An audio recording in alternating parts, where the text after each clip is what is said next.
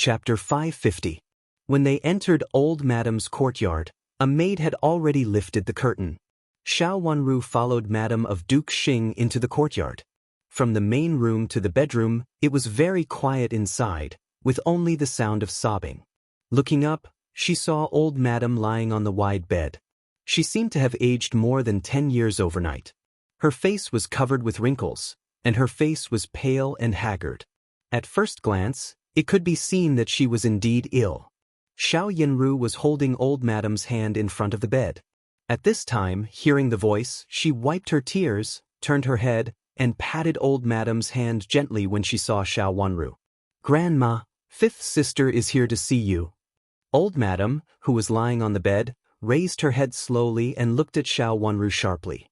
Her kind look immediately became stiff. Under such a gaze, Xiao Wanru stepped forward gracefully, bowed deeply to old Madam, and said, "Grandma." Old Madam's eyes were full of disgust. She was indeed a malignant star and a troublemaker. Her family had been ruined by her. "No, sit down," Old Madam said with no joy or anger on her face. What had happened before had been forgotten. At this time, she definitely could not reprimand Xiao Wanru. Maybe the Empress Dowager would summon Xiao Wanru under Ru An's suggestion. Xiao Yanru patted old Madam's hand to comfort her, stood up, and said softly with red eyes, "Fifth sister, why did you come so late? Grandma has asked someone to ask you several times just now." Her gentle attitude seemed to show that she really regarded Xiao Wanru as her sister. Old Madam couldn't help showing disgust on her face again. She was really a bad girl. She was obviously using her family name, but she had such a good relationship with the first princess of Ru An's family. "I met Prince Xen at Grandma's place just now and brought some news, so I was delayed for more than 2 hours." Xiao Wanru said calmly and turned a blind eye to old Madam's disgust.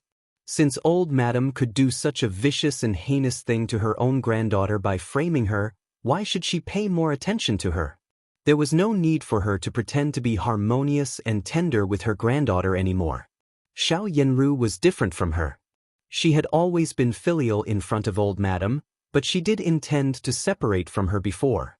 Although she came back earlier than her, it was impossible for her to come back earlier. Xiao Yanru flaunted her filial piety, so she must have come directly to old Madam after coming back to show how much she cared about old Madam. As expected, as soon as she said that, old Madam's face darkened. She hurriedly lowered the corners of her mouth, glanced at Xiao Yanru a few more times, but did not say anything. "I don't have that much time." Fifth sister might have remembered wrongly. Seeing old Madam's look, Xiao Yanru knew that Xiao Wanru had ruined her plan, but she didn't show it on her face. She pretended not to hear anything and explained vaguely. "How could I remember wrongly? It's a coincidence that Prince Xen was also there when we entered the city. He just mentioned that we didn't go back to Duke Xing's mansion after entering the city." Xiao Wanru said with some surprise. Her voice wasn't very loud, but everyone in the room heard it. The maids all lowered their heads and didn't dare to move. With Prince Xen as the witness, it was true. Just now, when the first miss cried in front of old Madam, she repeatedly said that she had received the news from old Madam and hurried down the mountain. After entering the door, she went straight to old Madam anxiously. But how could she explain it now? Old Madam glanced at Xiao Yanru's face, and the corners of her mouth drooped even more. She shook her hand on the bed impatiently. When one was ill, some emotions couldn't be controlled. Xiao Yanru wanted to bite Xiao Wanru a few times in her heart, but she didn't dare to show it on her face. "I went to the pharmacy before and wanted to see if there were any good medicinal materials in the pharmacy to give to Grandma. I didn't expect that I couldn't find any particularly good medicinal materials after visiting several pharmacies, so I only found some ordinary ones. Thinking that there were only a few medicinal materials in the mansion, I didn't mention it. But fifth sister revealed it." Since Xiao Wanru mentioned Prince Xen, Xiao Yanru would certainly not doubt it. She could only excuse herself in this way. She turned around and said to Shuqi, who was standing behind her, "Go and bring the medicinal materials I bought just now." "Yes, First Miss." Shuqi nodded knowingly and walked out. Since they were only ordinary medicinal materials, there were naturally some in the mansion. She just needed to go and get some. Xiao Wanru narrowed her eyes. She didn't expect that she could expose Xiao Yenru's beauty skin at once. The more urgent the matter was, the more she couldn't get angry. She just needed to take it slow. Old Madam, Great Elder Princess's mansion sent someone here and said that they have something important to ask you. An old maid reported outside the door. Old Madam leaned back. She couldn't bear to hear the words, Great Elder Princess, now. She waved her hand and said, Go and deal with it. I have a headache again. Let her stay. The others can leave, lest I feel uncomfortable seeing so many people. The so-called feeling uncomfortable seeing so many people, of course, referred to Xiao Wanru. She and Yu Jie had just entered the room. Grandma, I'll leave now. Grandma, please take care of yourself, Xiao Wanru said knowingly. She glanced at Xiao Yenru with her watery eyes and sneered in her heart. Old Madam really wanted to see Xiao Yenru and keep Xiao Yenru to talk with her, but she also hindered Xiao Yenru, which was a good thing for Nanny Gao. Xiao Yenru was more cunning than Madam of Duke Xing and reacted quickly. Her words and Shuqi's medicinal materials made up for the previous matter seamlessly. However, she misjudged people's hearts after all. Even though it was seamless now, the so-called seamless plan would slowly be torn apart when other things or evidence came out in the future. Wanru, let's go to see Nanny Gao of Great Elder Princess's mansion, Madame of Duke Xing said with a gentle smile on her face, as if she didn't hear old Madam's disgust. Xiao Wanru nodded and followed Madame of Duke Xing out. Xiao Yenru frowned and her heart skipped a beat. She had a bad feeling. As soon as Xiao Wanru arrived, Great Elder Princess's servant came. Moreover, the servant was in Great Elder Princess's personal nanny. She had stayed in Great Elder Princess's mansion and knew that Nanny Gao was powerful. Many affairs in Great Elder Princess's mansion were handled by Nanny Gao. And Great Elder Princess had never been interested in managing the mansion. Only Nanny Gao managed such a large Great Elder Princess's mansion in such an orderly manner, which was incomparable to ordinary servants. In fact, she wanted to see Nanny Gao, but when she saw old Madam waving at her with a smile on the bed, she knew that she couldn't leave. She could only wipe the corners of her eyes and look worried. She walked to the bed and sat down on the small stool again to comfort old Madam. In the flower hall, Nanny Gao sat there with two servant girls standing behind her. Outside the flower hall, several craftsmen stood aside obediently. When they saw Madame of Duke Xing and others coming over, they bowed their heads and retreated to one side. Seeing so many people coming from Great Elder Princess's mansion, Madame of Duke Xing had an intuition that it might not be a good thing today and felt uneasy. After stepping into the door, Nanny Gao stood up, bowed to Madame of Duke Xing first, and then bowed to Xiao Wanru. Nanny Gao, please sit down, Madame of Duke Xing said politely. With Nanny Gao's identity, she could even say a few words in front of the Empress Dowager. Of course, she didn't dare to offend her. In other words, old Madam could ignore Nanny Gao, but she couldn't. Nanny Gao didn't stand on ceremony. As long as she followed the rules, she sat down again in the chair. Madame of Duke Xing and Xiao Wanru also sat down together. The servants served tea. Xiao Wanru picked up the teacup and took a sip gently. She took a sip, lowered her eyes, and listened quietly. Next, she just needed to listen. I wonder why Great Elder Princess sent Nanny Gao here? Madame of Duke Xing put down the teacup, took a handkerchief to wipe the tea stains on the corners of her mouth, and asked with a smile. I'm really sorry to disturb you by coming to your mansion. But this matter can't be delayed, so I have to come here shamelessly. I hope Madam can forgive me, Nanny Gao said politely. Madame of Duke Xing enjoyed her words very much. She nodded at once, and the smile on her face became more and more amiable. Nanny Gao, if you have anything to say, just say it. If I can do it, I will definitely obey you. It's great that Madam can say so. In fact, this matter is indeed the matter of your mansion. Great Elder Princess also knows that your mansion has prepared it for a long time. But Great Elder Princess only has one granddaughter, so she always feels that she can't worry about it. So she asked me to come here. I want to see the courtyard prepared for the fifth miss in your mansion. I brought someone to measure the rooms so that they can make a set of suitable furniture. Nanny Gao said with a smile. She reached out and pointed at several craftsmen standing outside. These are all famous craftsmen in the city. Our great elder princess specially invited them here. We can't let the fifth miss feel wronged. In another half a year, the fifth miss will go down the mountain. If these are not prepared well, the fifth miss will not even have a place to live at that time. Madame of Duke Xing was slightly shocked. She glanced at Xiao Wanru, who was sitting quietly on one side and didn't interrupt. A trace of embarrassment and ferocity flashed across her face. The courtyard has been prepared, but it has not been completely cleaned up. As for the furniture in the room, it has been prepared a long time ago. We won't bother Great Elder Princess's kindness. Madame of Duke Xing said. Who would bother to prepare a courtyard for Xiao Wanru? Such a good courtyard had been burned before.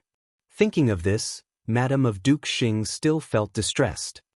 Madame, Great Elder Princess naturally wants to make a set of furniture for the cousin miss herself. She also wants to see the courtyard where the cousin miss lives. Among the several misses in your mansion, the cousin miss has the highest status. Great Elder Princess may ask the Empress Dowager for a reward for the cousin Mississippi. If it is not the best courtyard in the mansion, even the Empress Dowager will not be able to explain it. Nanny Gao's words were extremely impolite, and her face was serious. She had been following Great Elder Princess, and in some ways she was quite similar to Great Elder Princess. Especially in such a serious situation, it inexplicably made Madame of Duke Xing feel a little weak. After crumpling the handkerchief in her hand, she secretly gritted her teeth. The most distinguished miss? By her Nanny Gao, the several misses in the mansion have the same status, so the courtyard they live in is naturally similar. If Wanru is given the best courtyard, I'm afraid it will be unfair to other misses. Swallowing her anger, Madame of Duke Xing explained with a smile. Chapter 551. Madam, our cousin Miss is the daughter of the former heir of Duke Xing and Infanta Qinghua. To be honest, when the former heir of Duke Xing was still alive, Duke Xing was just an idle child, and Madam was just an ordinary second Madam of Duke Xing's mansion. What's more, our cousin Miss still has the royal bloodline. In this respect, she is more distinguished than other misses. Nanny Gao said with a stern face. Madame of Duke Xing was ashamed and angry. At that time, she was indeed just an ordinary second madam. As for the royal bloodline, she did not dare to refuse. She held the teacup tightly and suppressed the anger in her heart. She had to admit that the royal bloodline was greater than heaven. Don't worry, Nanny Gao. I will find the best courtyard for Wanru. She had to swallow her anger and did not dare to refuse. Thank you for your concern, madam. Our great elder princess will be very happy to know it. Madam, please ask someone to take them to the Piaoyun courtyard to measure it. I heard that the Piaoyun courtyard is the best empty courtyard in the mansion. This courtyard is good, and it was originally intended for our cousin Miss to live in. But someone wanted to hurt our cousin Miss and burn her to death, so the courtyard was burned. But now that the courtyard has been repaired, it naturally belongs to our cousin Miss. Nanny Gao smiled and wiped the water on her hands with a handkerchief. Her attitude was very amiable. Madame of Duke Xing turned to look at Xiao Wanru with cold eyes. She gritted her teeth and said, "This courtyard has not been built yet, and many places have not been completely arranged. It is not suitable for people to live in yet." It was prepared for her son. Although the layout inside was not as good as the previous one, it had been carefully prepared for more than 2 years. How could she let Xiao Wanru get it for nothing? It doesn't matter if it is not suitable for people to live in for the time being. Madam, have you forgotten that our cousin Miss hasn't gone down the mountain yet? Even with the current layout, our cousin Miss can still live in it after half a year when she comes out of the Yuhui nunnery. Nanny Gao continued to say with a smile, as if she did not see Madame of Duke Xing turn her head and stare at Xiao Wanru. I'm afraid that old Madame has to agree with this matter. Old Madame told me a long time ago that this courtyard would be useful. If I give it to Wanru rashly, I'm afraid that old Madame will be angry. She is ill now and can't bear any anger. Why don't we talk about it after a while when old Madame is a little better? Madame of Duke Xing turned her head and said sincerely and softly, He couldn't refuse to put the blame on old Madam, but old Madam could.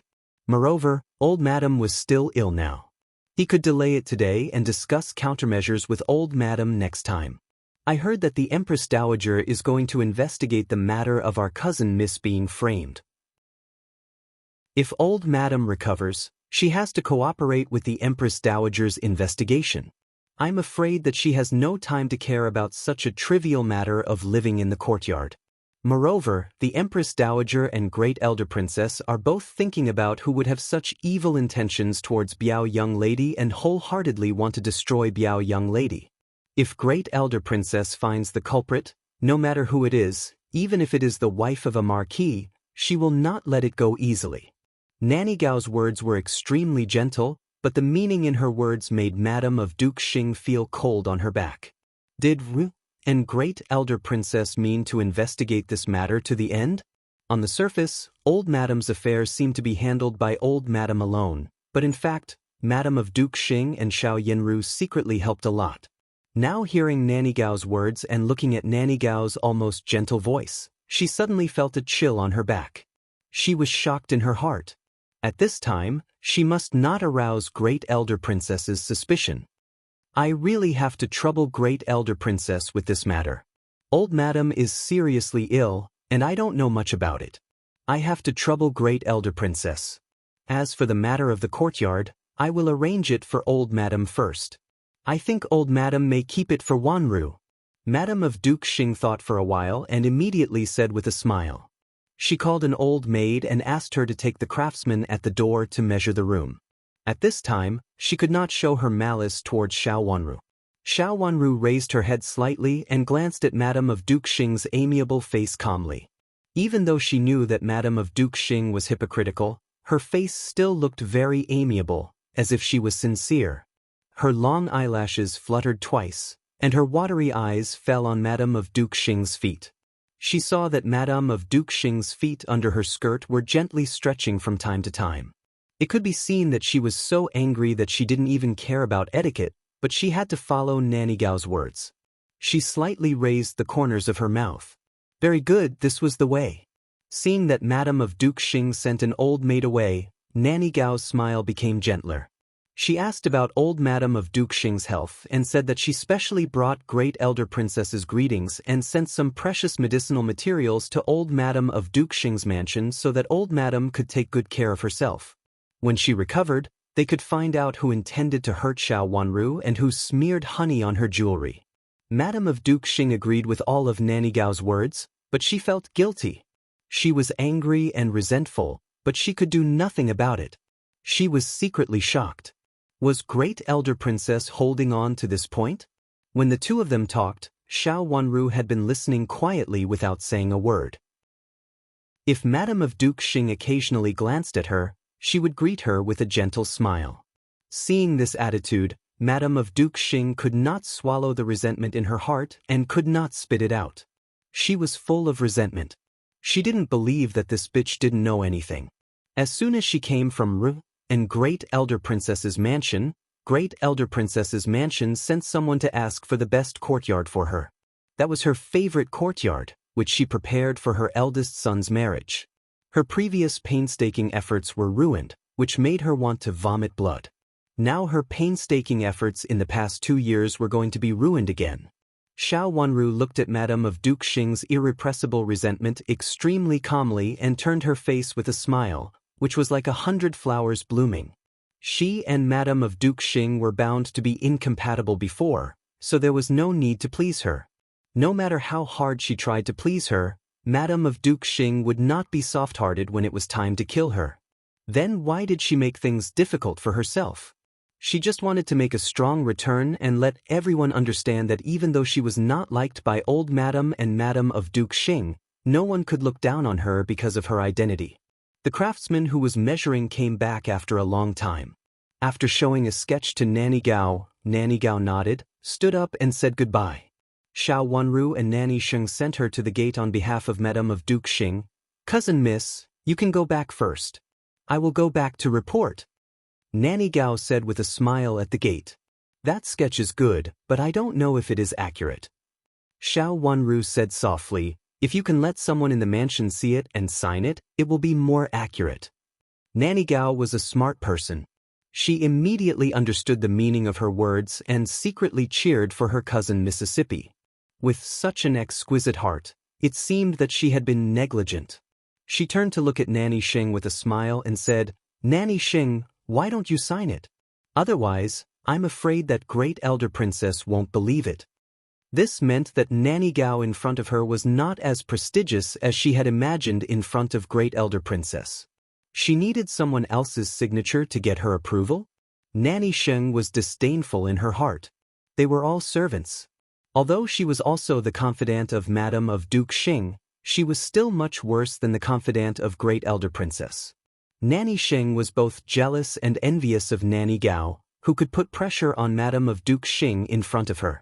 Now listening to Nanny Gao's words, it seemed that she did not think highly of Nanny Gao as she had imagined, so she couldn't help feeling a little proud. She asked someone to get a pen and paper, sign the name of Duke Xing's mansion on the spot, and also signed the date at the request of Nanny Gao. Nanny Gao thanked Nanny Xing politely, and then got on the carriage with the people of Great Elder Princess's mansion and left. Xiao Wenru watched the carriage leave at the door, and then turned to go back with Nanny Xing. When she returned to the flower hall, she found that there were a few more people. Not only Xiao Hua, the first young master of Duke Xing's mansion, but also Prince Xen was there. Seeing Xiao Wenru come in, Prince Xen smiled more brightly. After Xiao Wenru bowed to him, he immediately said kindly, "Cousin, did you go to see off the people of Great Elder Princess's mansion just now? Nanny Gao, you left too fast. I originally wanted to bring a few words to Grandaunt, but I didn't expect that I was still late." Xiaohua then glanced at Prince Xen calmly. Today, Prince Xen came very suddenly. After chatting with him in the study for a while, they talked about Xiao Wenru in the mansion. It happened that Great Elder Princess's mansion also sent someone here. Hearing that, Prince Xen hurriedly said that he had something to say to Great Elder Princess, so Xiaohua had to bring him here. Judging from the situation in front of him, could it be that Prince Xen liked his fifth sister? Prince Xen had a short temper and was younger than Xiaohua. He had not played with Xiaohua, and since he was a child and was not close to him in the past. However, this time, he inexplicably expressed his intention to be close to Xiaohua, which really made Xiaohua think about it. Madame of Duke Xing was also looking at Prince Xen's reaction. How could she not understand at a glance? It was obvious that Prince Xen had taken a fancy to her niece. Madame of Duke Xing secretly curled her lips. Among the princes, Prince Xen was also one of the most unlikely. With his temperament and past behavior, no one would see him. However, Prince Xen's mother didn't seem to think so. She had been secretly trying to choose a good wife with real power and noble status to help her son. Xiao Wenru? Madame of Duke Xing smiled coldly. If Prince Xen really liked Xiao Wenru and wanted to marry Xiao Wenru, concubine Ming would definitely tear her apart. This could be considered a good help. If your highness has something to do, you can directly send someone to Great Elder Princess's mansion. Why don't you send a servant to bring a message? Xiao Wenru said and then bowed deeply to Madame of Duke Xing. Second aunt, I'm going to see Grandma. I'm worried about Grandma's health. I have to go back to Yuhui Nunnery later. I won't see Grandma for a period of time. Then go and see her. Madame of Duke Xing didn't want to see her either, so she waved her hand and said. She was afraid that if she continued to see her, she would vent her anger on Xiao Wenru. Chapter 552. Xiao Wenru didn't stay in Old Madame's place for a long time and then left. Old Madame didn't intend to keep her. She continued to talk with Xiao Yenru and ignored Xiao Wenru, as if she didn't hear what she said. Xiao Wenru looked calm, as if she didn't know that Old Madame treated her slowly on purpose. After bowing to Old Madame politely, she left with her servants. When she met Madame of Duke Xing on the way, she still gave way to her politely, bowed and said goodbye politely. She was so polite that Madame of Duke Xing, who had a gloomy face, could not find anything wrong with her. After saying a few words in a gloomy tone and watching Xiao Wenru leave, Madame of Duke Xing went to Old Madame's Chuntang courtyard. After telling the cause and effect of what had happened just now, Old Madame, who was lying on the bed, was so angry that she trembled all over. She picked up a book beside her hand, which was used to record the pulse on the pillow, and threw it at Madame of Duke Xing. She said angrily, "You are useless. How could you let fifth maid take the Piaoyun courtyard away? That is for an—" The book hit Madame of Duke Xing, but it didn't hurt. Madame of Duke Xing knelt down with a plop, and called Old Madam. For a moment she felt sad and said, "Old Madam, I have no choice. They said that you have to decide on this matter. They also said that the Empress Dowager will not let go of this matter and will definitely find out the truth." Madame of Duke Xing wiped away her tears and cried. Old Madam was stunned and became more and more sad and angry. If she had known that Xiushui of Baiyun Taoist Temple was an evil Taoist disguised as a woman, she wouldn't have invited him. Now, not only did she fail, but she was also involved because of this evil Taoist, and was threatening her daughter-in-law with her affairs. Thinking of her daughter-in-law's grievances, Old Madam couldn't help but feel sad.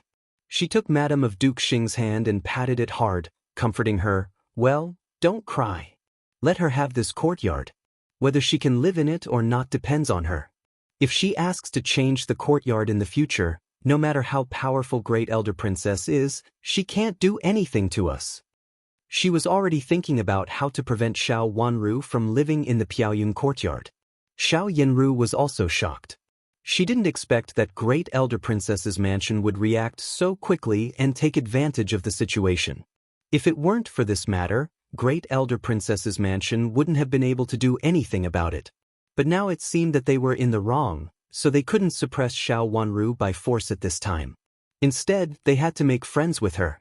They couldn't let others think that it was Duke Xing's mansion who did it, so that Great Elder Princess could take advantage of it. How hateful!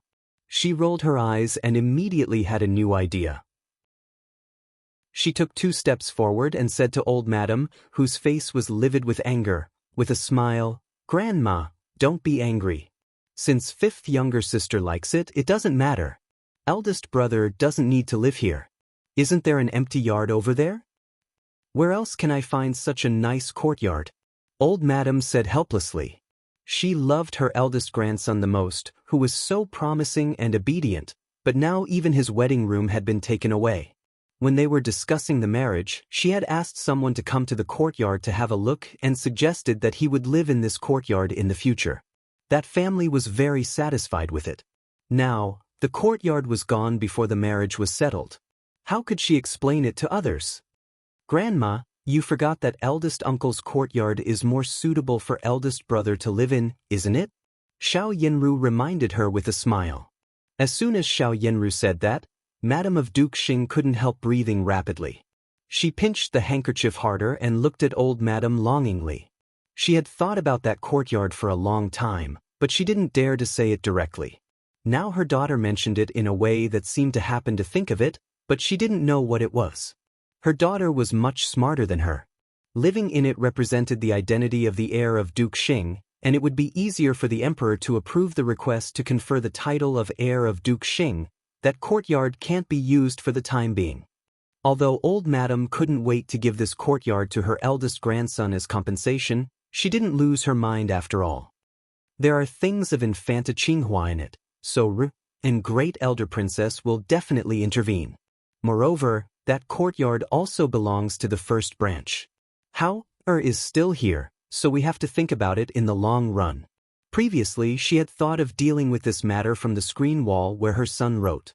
Unexpectedly, it was discovered by and then it was brought to Great Elder Princess. Great Elder Princess, who was arrogant, even brought it to the Emperor and the Empress Dowager. Not only did the Empress Dowager teach her a lesson, but even the Empress Dowager said that she couldn't be partial to the second branch, because that courtyard originally belonged to the first branch.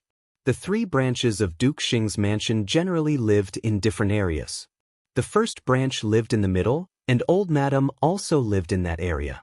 On one side was the second branch, and on the other side was the third branch.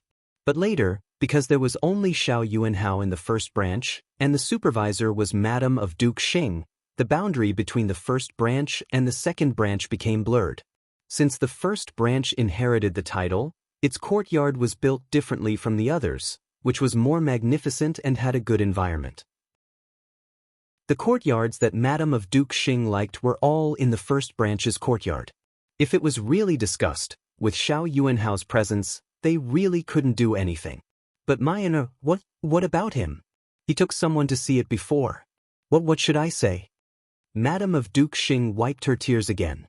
Mother, did you take someone to see the courtyard and the furniture before? Xiao Yinru asked in surprise. Yes, I have. At that time, I thought it was not bad. Your father and I like this marriage, and your elder brother is also very happy. But if it is ruined because of this, what should we do? This is the best marriage that your father and I can choose. She was the eldest lineal daughter of the Minister of the Ministry of Works. She was beautiful and had a good reputation, so everyone in the mansion liked her. The Minister of the Ministry of Works was a person with real power. Although he was not as powerful as the Minister of the Ministry of Official Personnel, he was also a rare candidate for marriage. He might even be more useful than the Minister of the Ministry of Official Personnel in some aspects. The eldest lineal daughter of an aristocratic family was carefully cultivated. When she became the Madame of Duke Xing's mansion in the future, she would be able to handle affairs with ease. In any case, it was a good thing. The Minister of the Ministry of Works also expressed their satisfaction with Xiaohua, but they said that they would consider it for a few days. Fearing that something unexpected would happen, Madame of Duke Xing specially invited the Madame of the Minister of the Ministry of Works and this miss to come to their mansion to enjoy the flowers. She showed them around by the way, deliberately turned to the front of the courtyard, and took them in to see it. Madame of Duke Xing also indicated that it was prepared for her son. She remembered that the Madame of the Minister of the Ministry of Works repeatedly nodded and praised it at that time. Now she had to give up the courtyard, so how could she be reconciled? Mother, can you go to the palace and talk to the Empress Dowager about it? I am willing to compensate Fifth Miss with the other 2 courtyards. Madame of Duke Xing grabbed Old Madame's hand and begged. Old Madame shook her head and said, I can't go to the palace at this time. Xiao Wanru's matter was over. She left with the excuse of illness because she was really in poor health, but she did not pretend to be ill. If she went to the Empress Dowager at this time, she would not get anything good. Grandma, the courtyard and the furniture are all arranged by my mother, and some are even my mother's dowry. Can we really not get the courtyard back? Xiao Yinru also said with a sad face. This really can't for the time being. Let's put it under her name first. When she comes back, there will be a way to make her give up the courtyard. Old Madame gritted her teeth and said with hatred. She increasingly felt that it was wrong to let Xiao Wanru return to the family at that time. Why didn't she strongly oppose it at that time? Madame of Duke Xing burst into tears with heartache. Old Madame's words actually made little difference. Even if Xiao Wanru was forced to give up the courtyard, others would only think that she gave the courtyard to her son as a wedding house because she didn't want to live there anymore. Her son sounded like a scavenger, which made it hard for her to accept. She couldn't help but resent Old Madame's uselessness in her heart. She couldn't even keep a courtyard for her son. In vain, she had said that the whole mansion would belong to her son in the future, and her courtyard and her furniture would all belong to her. She was really unwilling to accept it. Thinking of this, she suddenly remembered Xiao Yinru's words just now.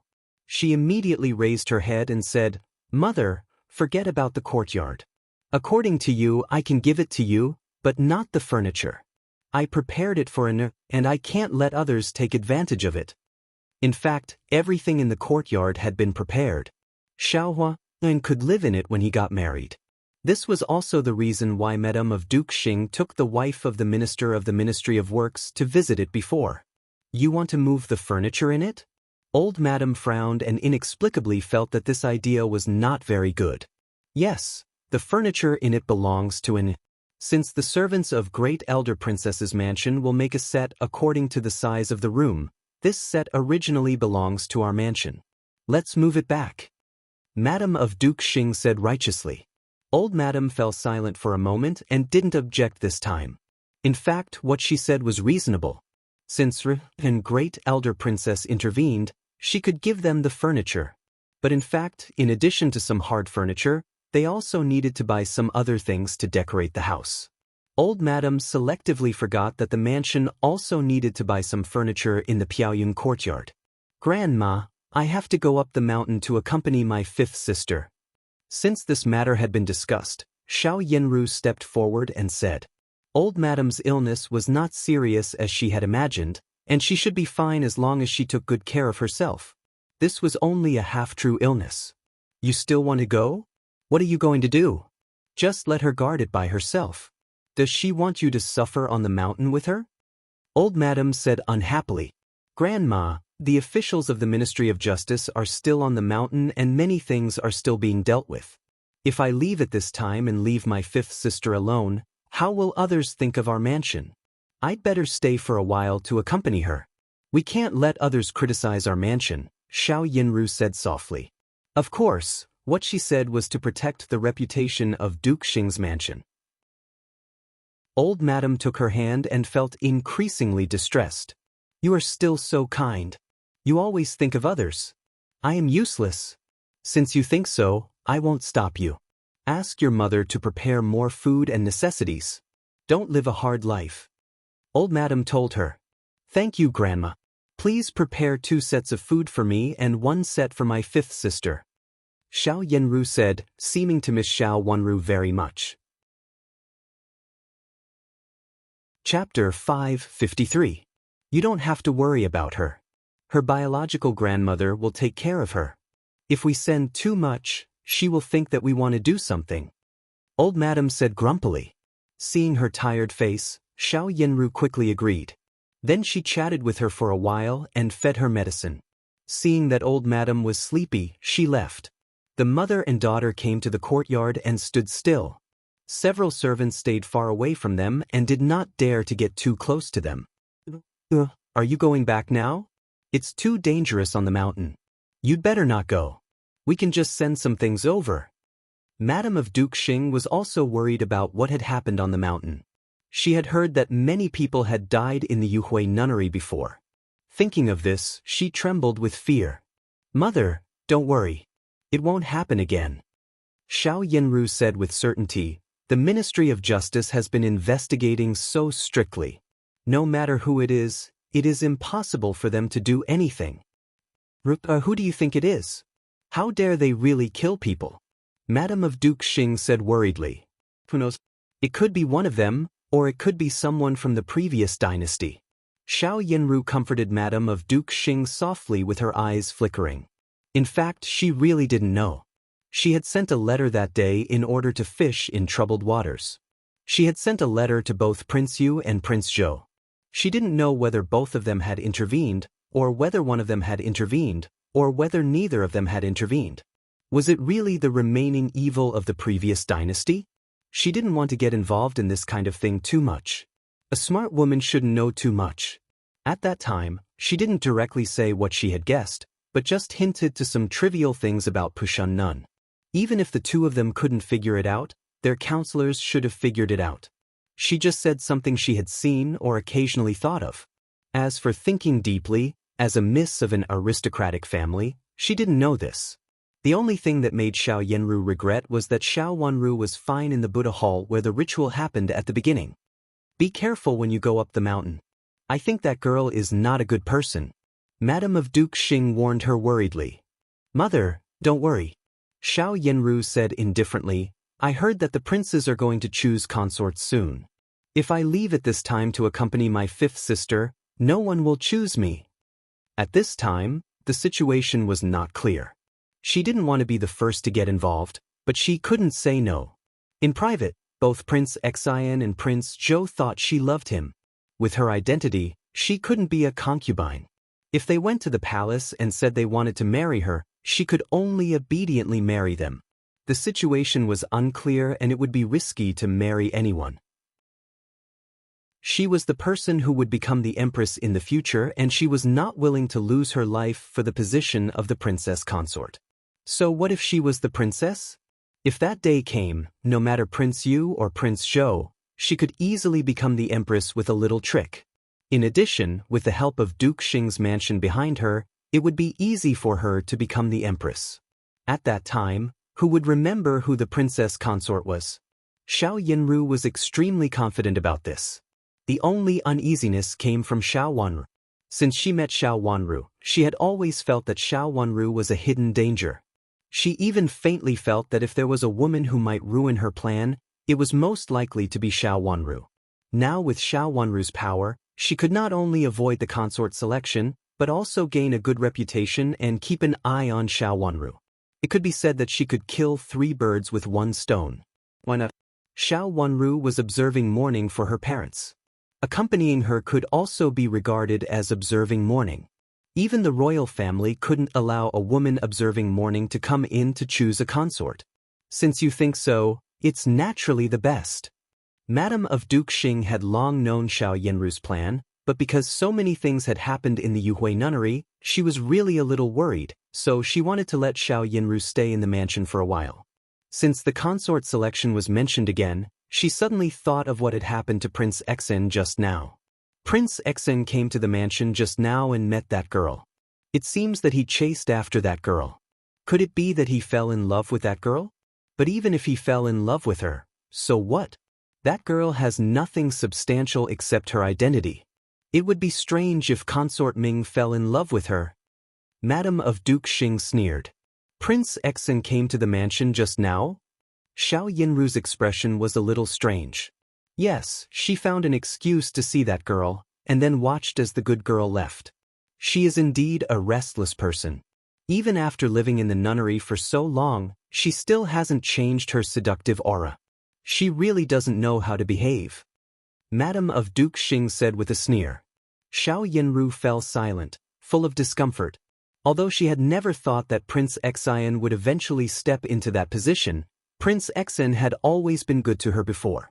Every time he saw her, he would surround her and try to please her with those childs who flattered her.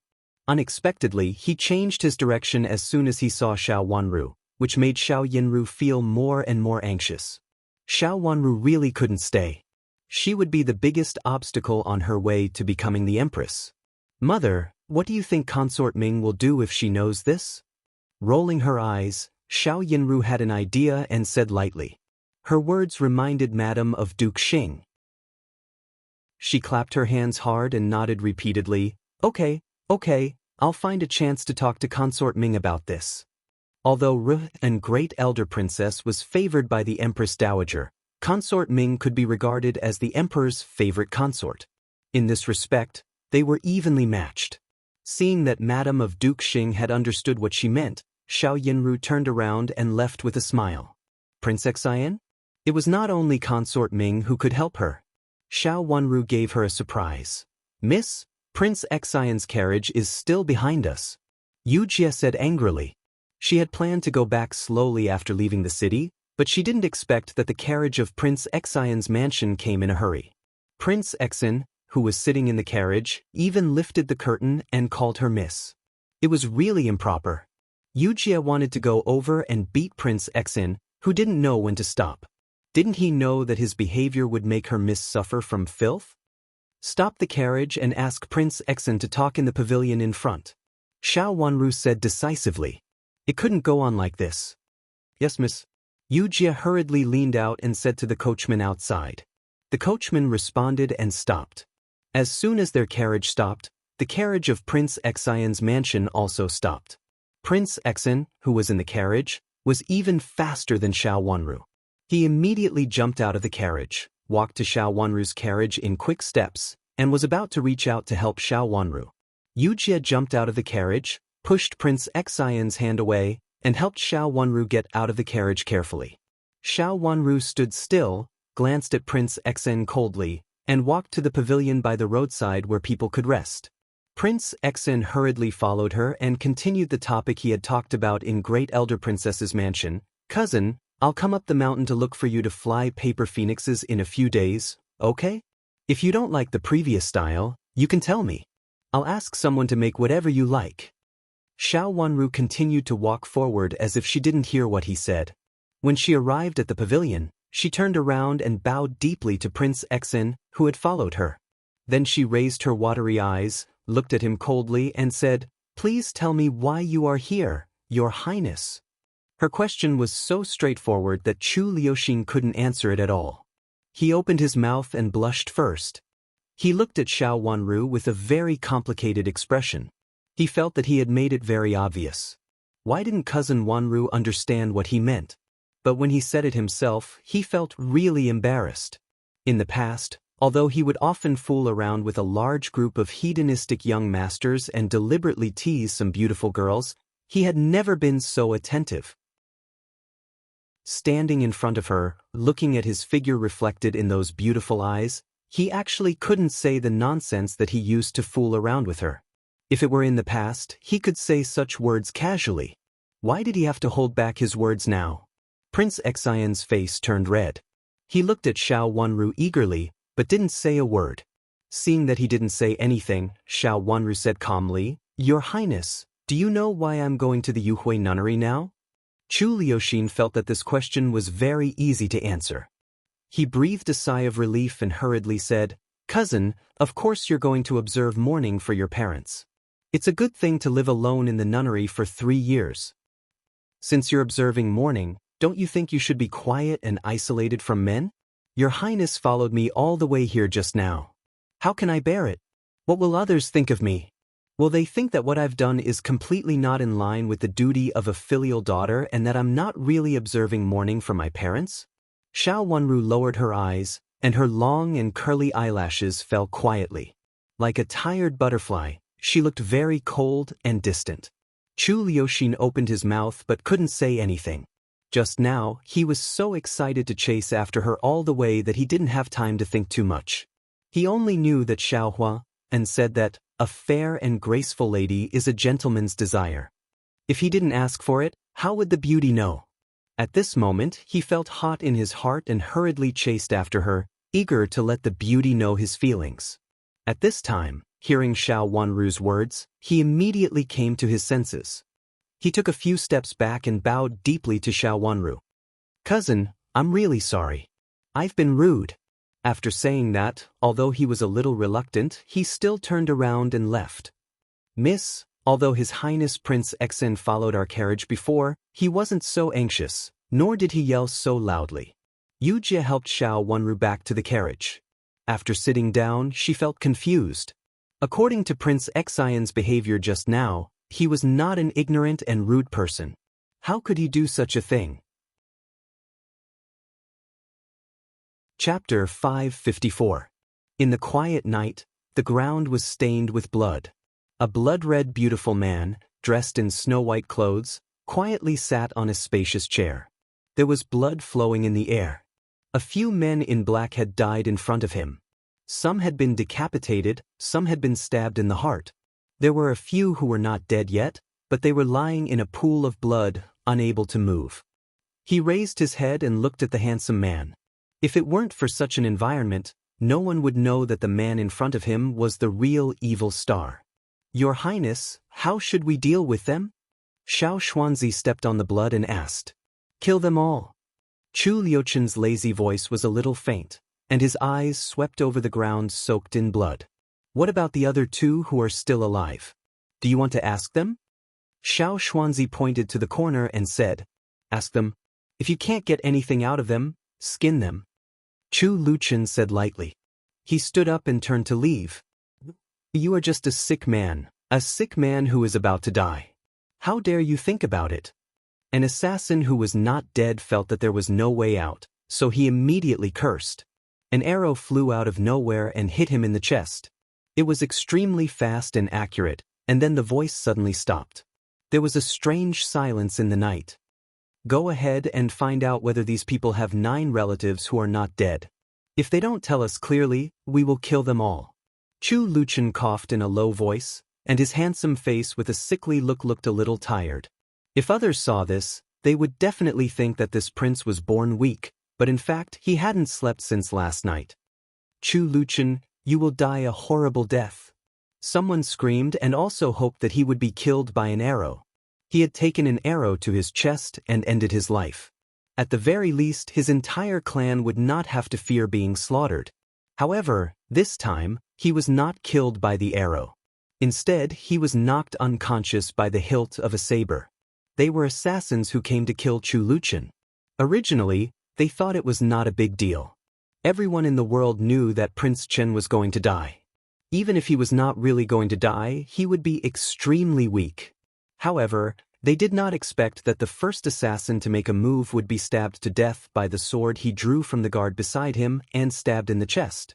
How could Prince Chen, the eldest son of the former emperor who was so sick and weak that he couldn't even walk a few steps, stab people with a backhand? His skill was so skillful and sharp that ordinary people couldn't compare with him. The assassins immediately felt that something was wrong. They wanted to escape, but they didn't expect that when this idea came up, all of them were either dead or injured.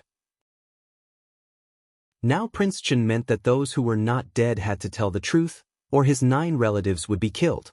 At this moment, the assassins who were still alive wanted to die. Your Highness, I'm willing to tell you who wants to kill you. A man in black suddenly shouted.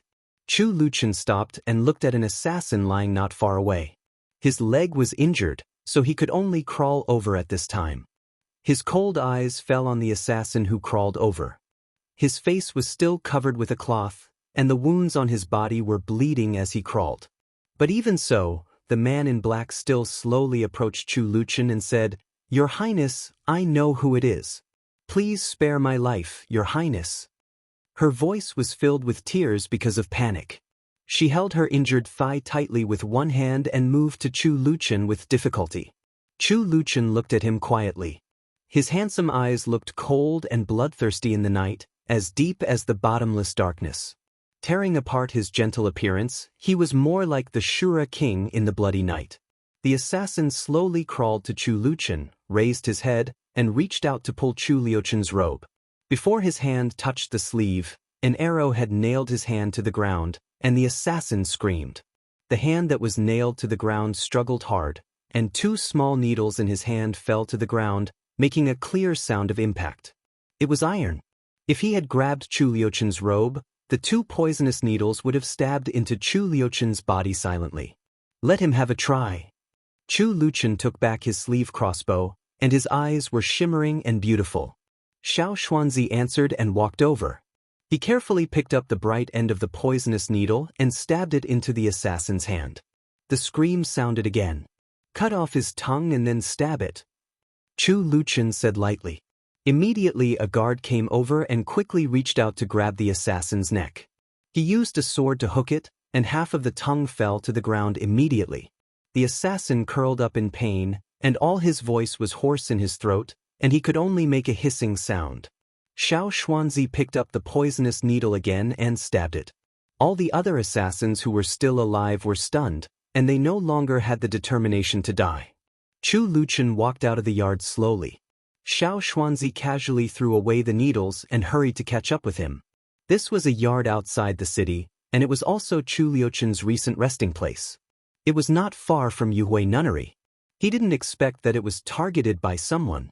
Originally, he was going to live in Yuhui Nunnery for a few days, but thinking that all the people were women, he went back to his own yard at the foot of the mountain. Master, what should we do after we interrogate these people? Xiao Xuanzi walked a few steps quickly, walked behind his master, and carefully asked again.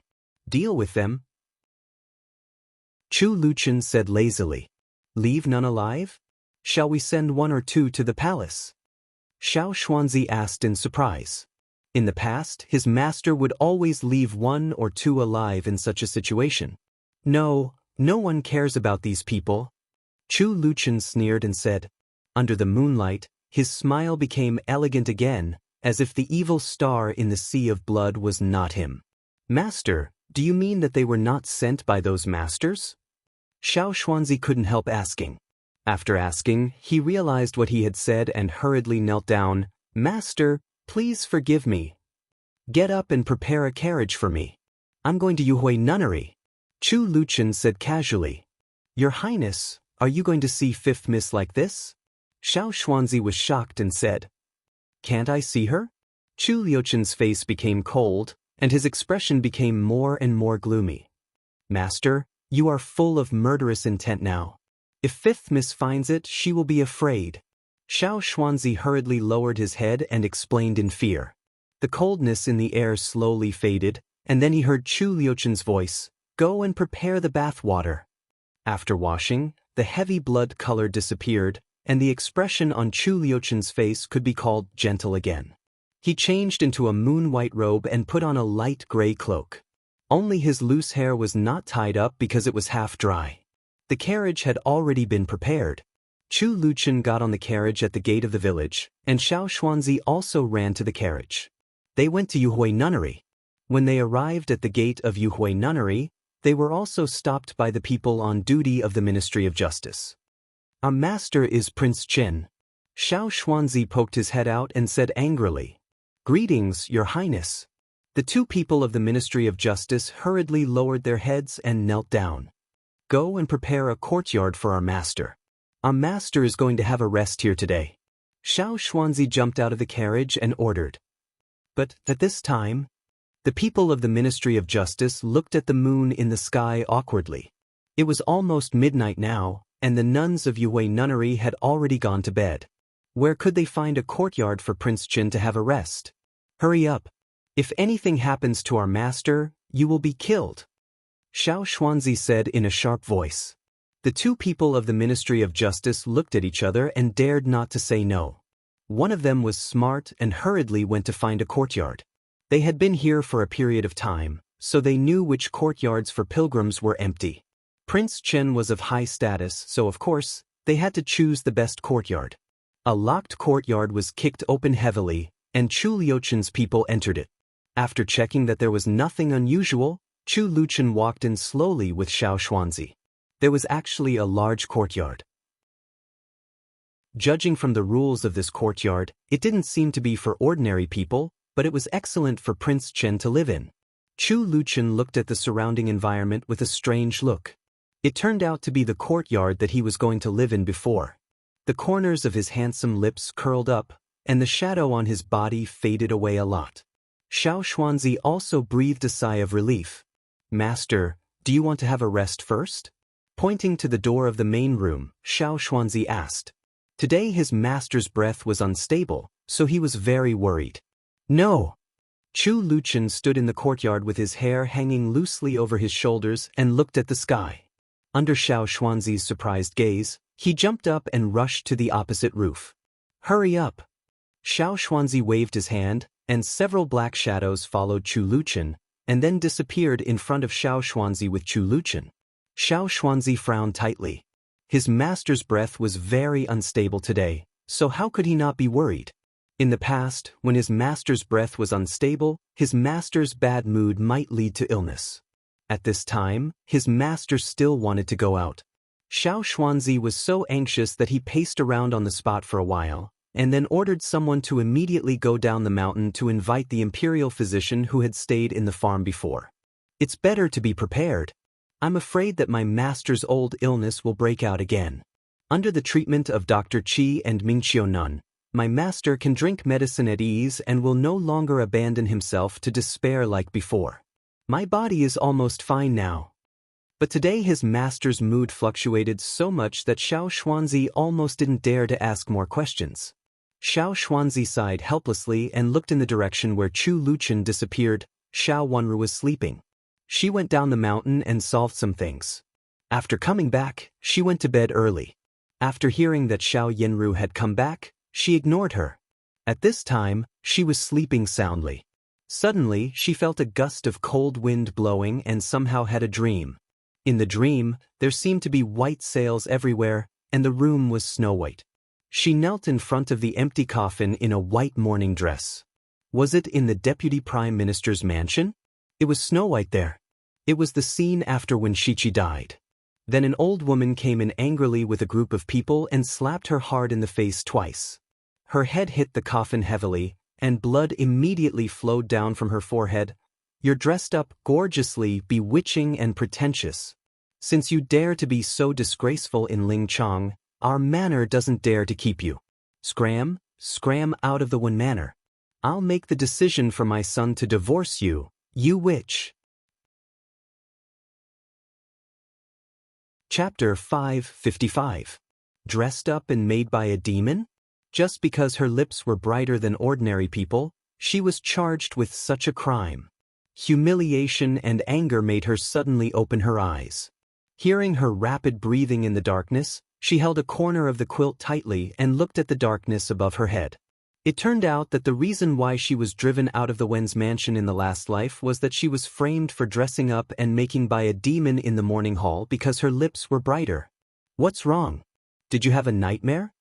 A creepy voice suddenly came from the darkness. It was cold in the night.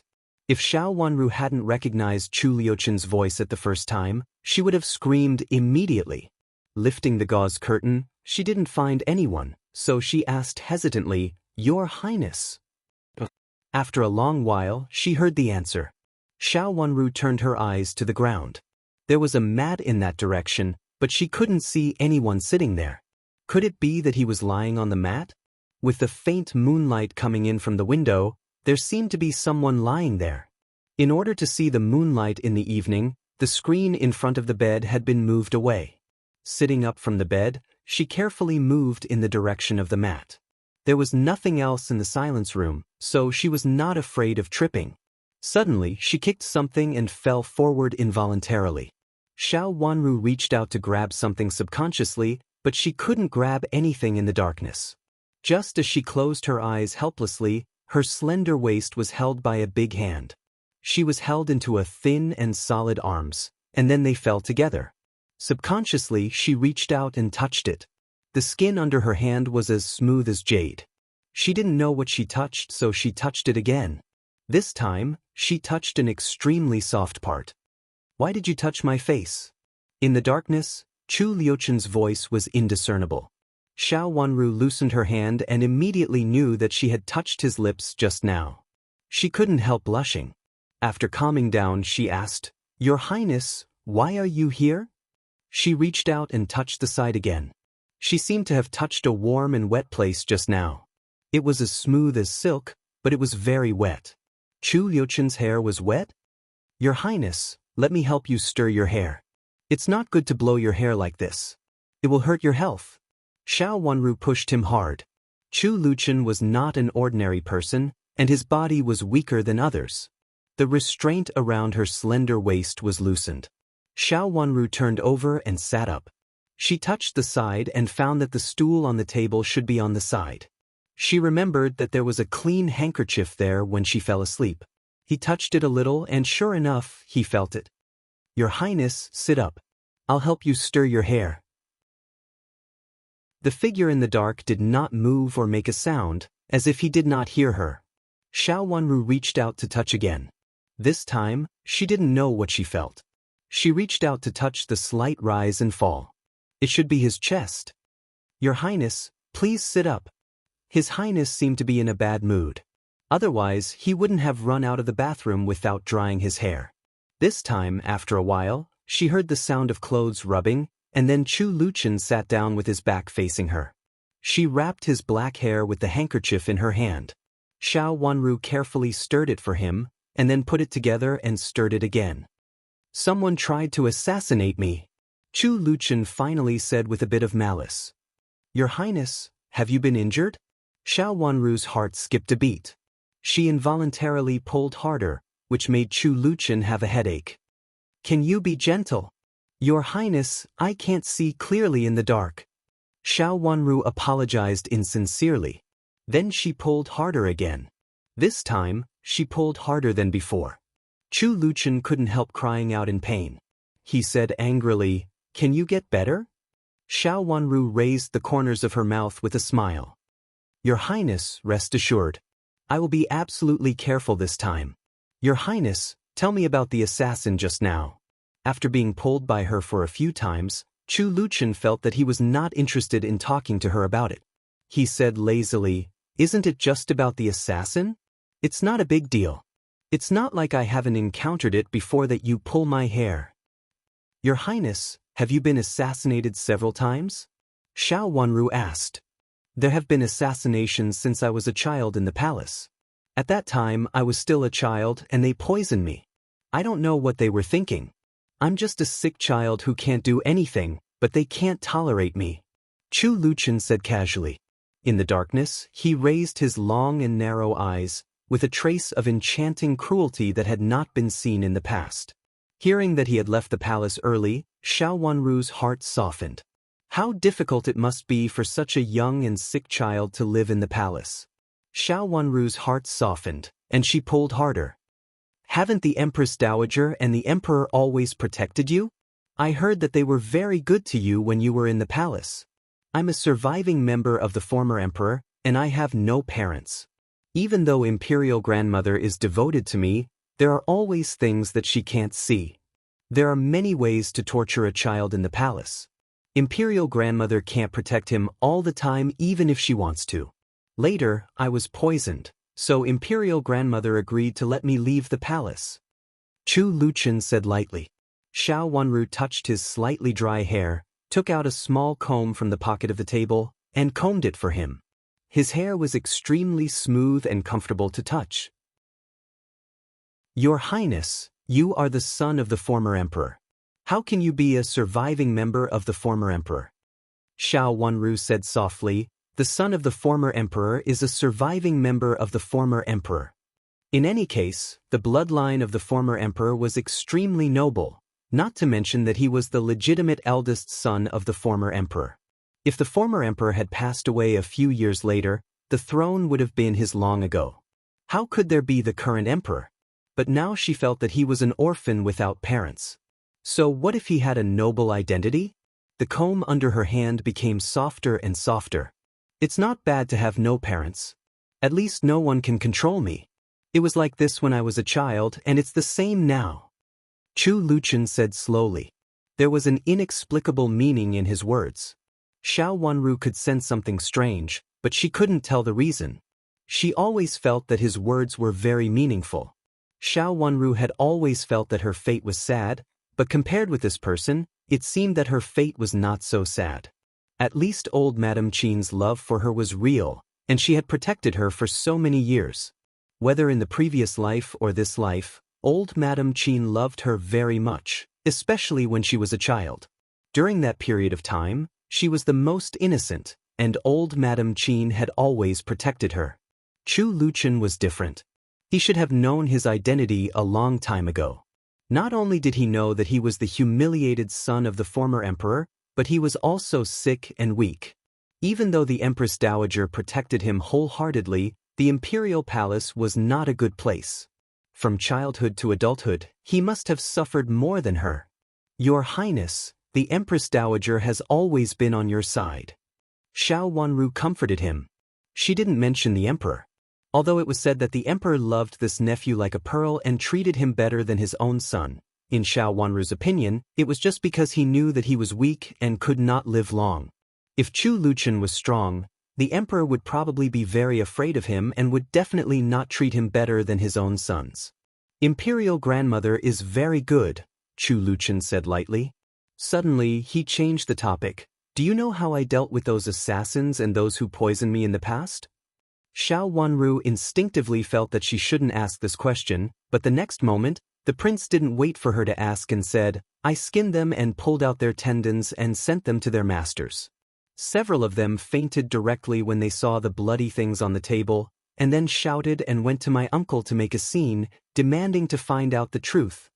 There was a smile in Chu Liuchen's voice, which was very pleasant, but it also seemed to be a chilly wind blowing from the nine nether hell, which made people feel inexplicably creepy. Xiao Wanru's hand paused slightly, and she felt that the whole space was filled with a strange smell of blood because of Chu Liuchen's words. What's wrong? Are you afraid? Are you afraid that one day you will find a piece of human skin on the table? Chu Liuchen's voice became more and more tyrannical, as if he came from the nine nether hell. Xiao Wanru slowly slid the comb down, picked it up again, and then slid it down again. She looked very calm, and her breath was not chaotic at all. I didn't murder you, Your Highness. Why do you bother to scare me? Just now, he suddenly recalled his previous dream. In that dream, everyone was scolding him for being shameless, as if he had really done something unforgivable. But in fact, it was only because his lips were darker than the average person's, that's all. If you want to punish someone, you can always find a pretext.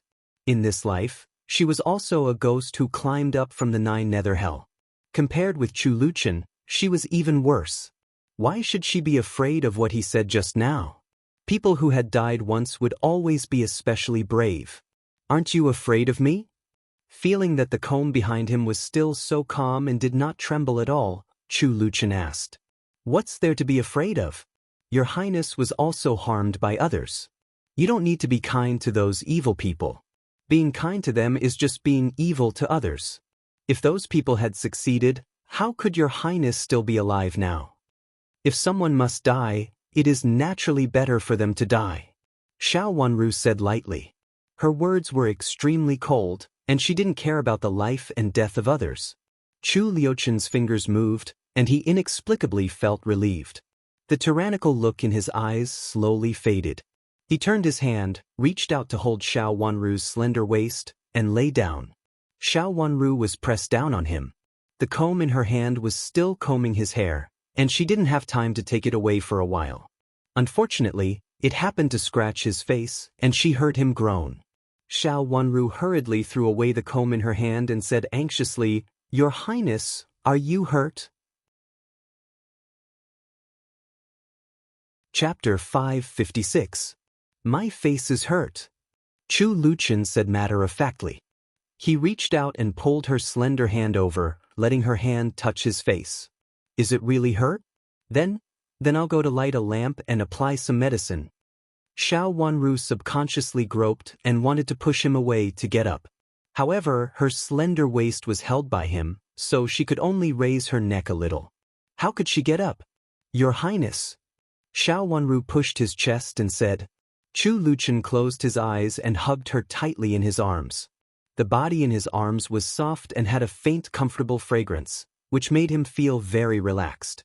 Seeing that she was still struggling, he simply pressed her head into his arms and whispered, Don't move. I'm very tired. Xiao Wanru's head was pressed tightly against his chest. Feeling the rise and fall of his chest, she couldn't move her neck now. Since he was unwilling, it seemed that it was not a big problem. She couldn't get rid of him even if she wanted to. Her slender waist and head were pressed by him, so she couldn't move even if she wanted to. Hearing his calm and even breathing in her ears, Xiao Wanru moved her fingers slightly and found that she could only move a little now. She had no choice but to lie on his chest, motionless, and seemed to fall asleep in a daze. In a daze, she seemed to feel a hand gently sliding through her hair, as if caressing the most precious treasure. The window was slightly open, and the night wind was a little cold. She couldn't help snuggling up to the warm place, and then her breathing became steady. Sensing that Xiao Wanru had fallen asleep, Chu Luchen opened his beautiful eyes, sat up, and carefully put Xiao Wanru on his lap. His eyesight was excellent. Even in the faint moonlight, he could see the beautiful face of the girl in his arms clearly. After quietly watching for a while, he lightly and skillfully planted a kiss on her fair and tender jade-like face. A trace of a smile slowly appeared on his handsome face with a hint of malice and tyranny. A trace of gentleness broke through the tyranny, as if he was that picturesque handsome man in front of others in the past. She picked up Xiao Wanru, walked to the bed, put her down gently, and then covered her with the quilt. She brushed away a few strands of hair that fell on her face, leaned against the bed, and looked down at the little girl on the pillow. Since when did you start having such thoughts? He didn't know. When he first met the little girl who smashed the bridal sedan chair, she was so young but so decisive. At that time, he was really bored and only wanted to find some fun to watch. Regardless of whether it was someone else's entertainment or his own, he, who had completely given up on himself, wouldn't care about his own life in order to have fun. Of course, he wouldn't care about the lives of others. It was such a lively little girl who had barged in, breaking the silence that he had kept for so many years. It made him feel a little more alive. Thinking of how she was not afraid of him when he was so violent just now, the smile on his lips became even more elegant and gentle. He lowered his head and kissed the corner of her lips softly, as if the person in front of him was the most precious thing in his life. In fact, he had asked her for her opinion, and she had agreed at that time. Therefore, even if she wanted to go back on her word, she couldn't. She had been engaged to him 2 years ago, so she could only belong to him. If anyone dared to snatch his treasure, he would definitely let them die without a burial place. He didn't know whether it was because of the heat or because of her bad sleeping posture. Xiao Wanru's fair and tender little hand stretched out of the quilt, moved it twice, and unconsciously put it outside the quilt. It was white and tender, looking very lovely. Since she was so lovely, Chu Luchen felt that he didn't have to be so polite. His face still hurt from the comb just now, so he had to pay for it. He picked up Xiao Wanru's little hand, put it to his lips, and bit it hard. Ah! Xiao Wanru screamed in pain and suddenly sat up. Holding the hand that she had snatched back, she immediately woke up from her half-daze. "Your Highness! I'm leaving. Just have a good sleep," Chu Luchen said with a smile. With a push of his fingers, Xiao Wanru, who had just sat up, was pushed down by him. Then she silently watched him turn around and leave. In the dark night, she couldn't see a trace of childish complacency on his handsome face. She moved her body silently, put her hand to her lips, and blew on it. She didn't know how she had bitten it. Was this person really a dog? It was really strange that nothing happened to him after he bit her awake. She turned over and felt sleepy, and her consciousness gradually became blurred. Who knew how many eccentricities this master had? He was a temperamental master. It was really tiring to be his subordinate. Thinking of this, Xiao Wanru didn't know that there was a faint smile on her face at the moment. This time, there was no trace of the dream, and she slept until dawn. Xiao Xuanzi had been waiting in the yard. Finally, he saw his master coming in the night. He stepped forward anxiously, peeked at his face, and said, "Master, your hair is wet. You must wipe it clean. Dr. Qi has come. Let him take your pulse first." "I'm fine." Chu Luchen walked slowly to the steps. "How can you be fine? Your Highness will have a splitting headache in a while. It's not easy for me to treat you, so I don't want you to ruin yourself like this. If you do this again, I'd better leave early, lest I be driven to death by you." Under the tree in the yard, Dr. Qi stood up and said with an unkind face, "Anyone who was about to sleep would be in a bad mood when he was pulled up, not to mention that this master was still hurting himself." "I'm really fine." Chu Luchen turned around and walked down the tree. He sat on the stone bench and reached out his hand. "If you don't believe me, you can feel my pulse." Qi Ju was in a bad mood, and reached out to put her hand on his. Xiao Xuanzi came over with a clean handkerchief and wanted to dry the water on his hair. But when he reached out and touched it, he found that it was basically dry. If he hadn't dried it, it should still be wet at this time. He couldn't help smiling and took the handkerchief in his hand. He was as happy as a cat that had stolen a fish. Qi Ju put his hand on it and touched it. After thinking about it carefully, he touched it again in disbelief. Xiao Xuanzi walked in again. Seeing Qi Ju put down his hand, he hurriedly said, "Dr. Qi, how is our master?" "It's not a big deal. He's still the same as before. He just needs to recuperate slowly." Qi Ju looked at Chu Luchen in surprise. He had followed Chu Luchen for a period of time. Of course, he knew that every time he couldn't control his violence, he would have self-abuse behavior, and the next day, he would almost immediately be bedridden. This was also the reason why he had been ill for a long time before. Although it was difficult to get rid of the fetal poison, his erratic illness was another important reason. If he went on like this for a long time, he would inevitably die young. But since 2 years ago, this master had stopped abusing himself and began to treat the disease with peace of mind. Unexpectedly, he started abusing himself again today, which shocked Dr. Qi. He hurried over and found that he was fine. He looked at Xiao Xuanzi in confusion. He thought that Xiao Xuanzi had made a mistake before. Xiao Xuanzi beamed with joy and turned a blind eye to Dr. Qi's doubts. "Master must have gone to see the 5th Mississippi. The 5th Miss is really capable. She actually calms me down. This is a good thing. Does this mean that I will not have uncontrollable self-abuse and violence in the future?" Ignoring Qi Ju's eager look, Xiao Xuanzi said, "Master, it's getting late. You should take a rest first." Chu Luchen nodded and turned to go inside. "Since your Highness is fine, I have something to do. I will also live here these days," Qi Ju said as if it was a matter of course.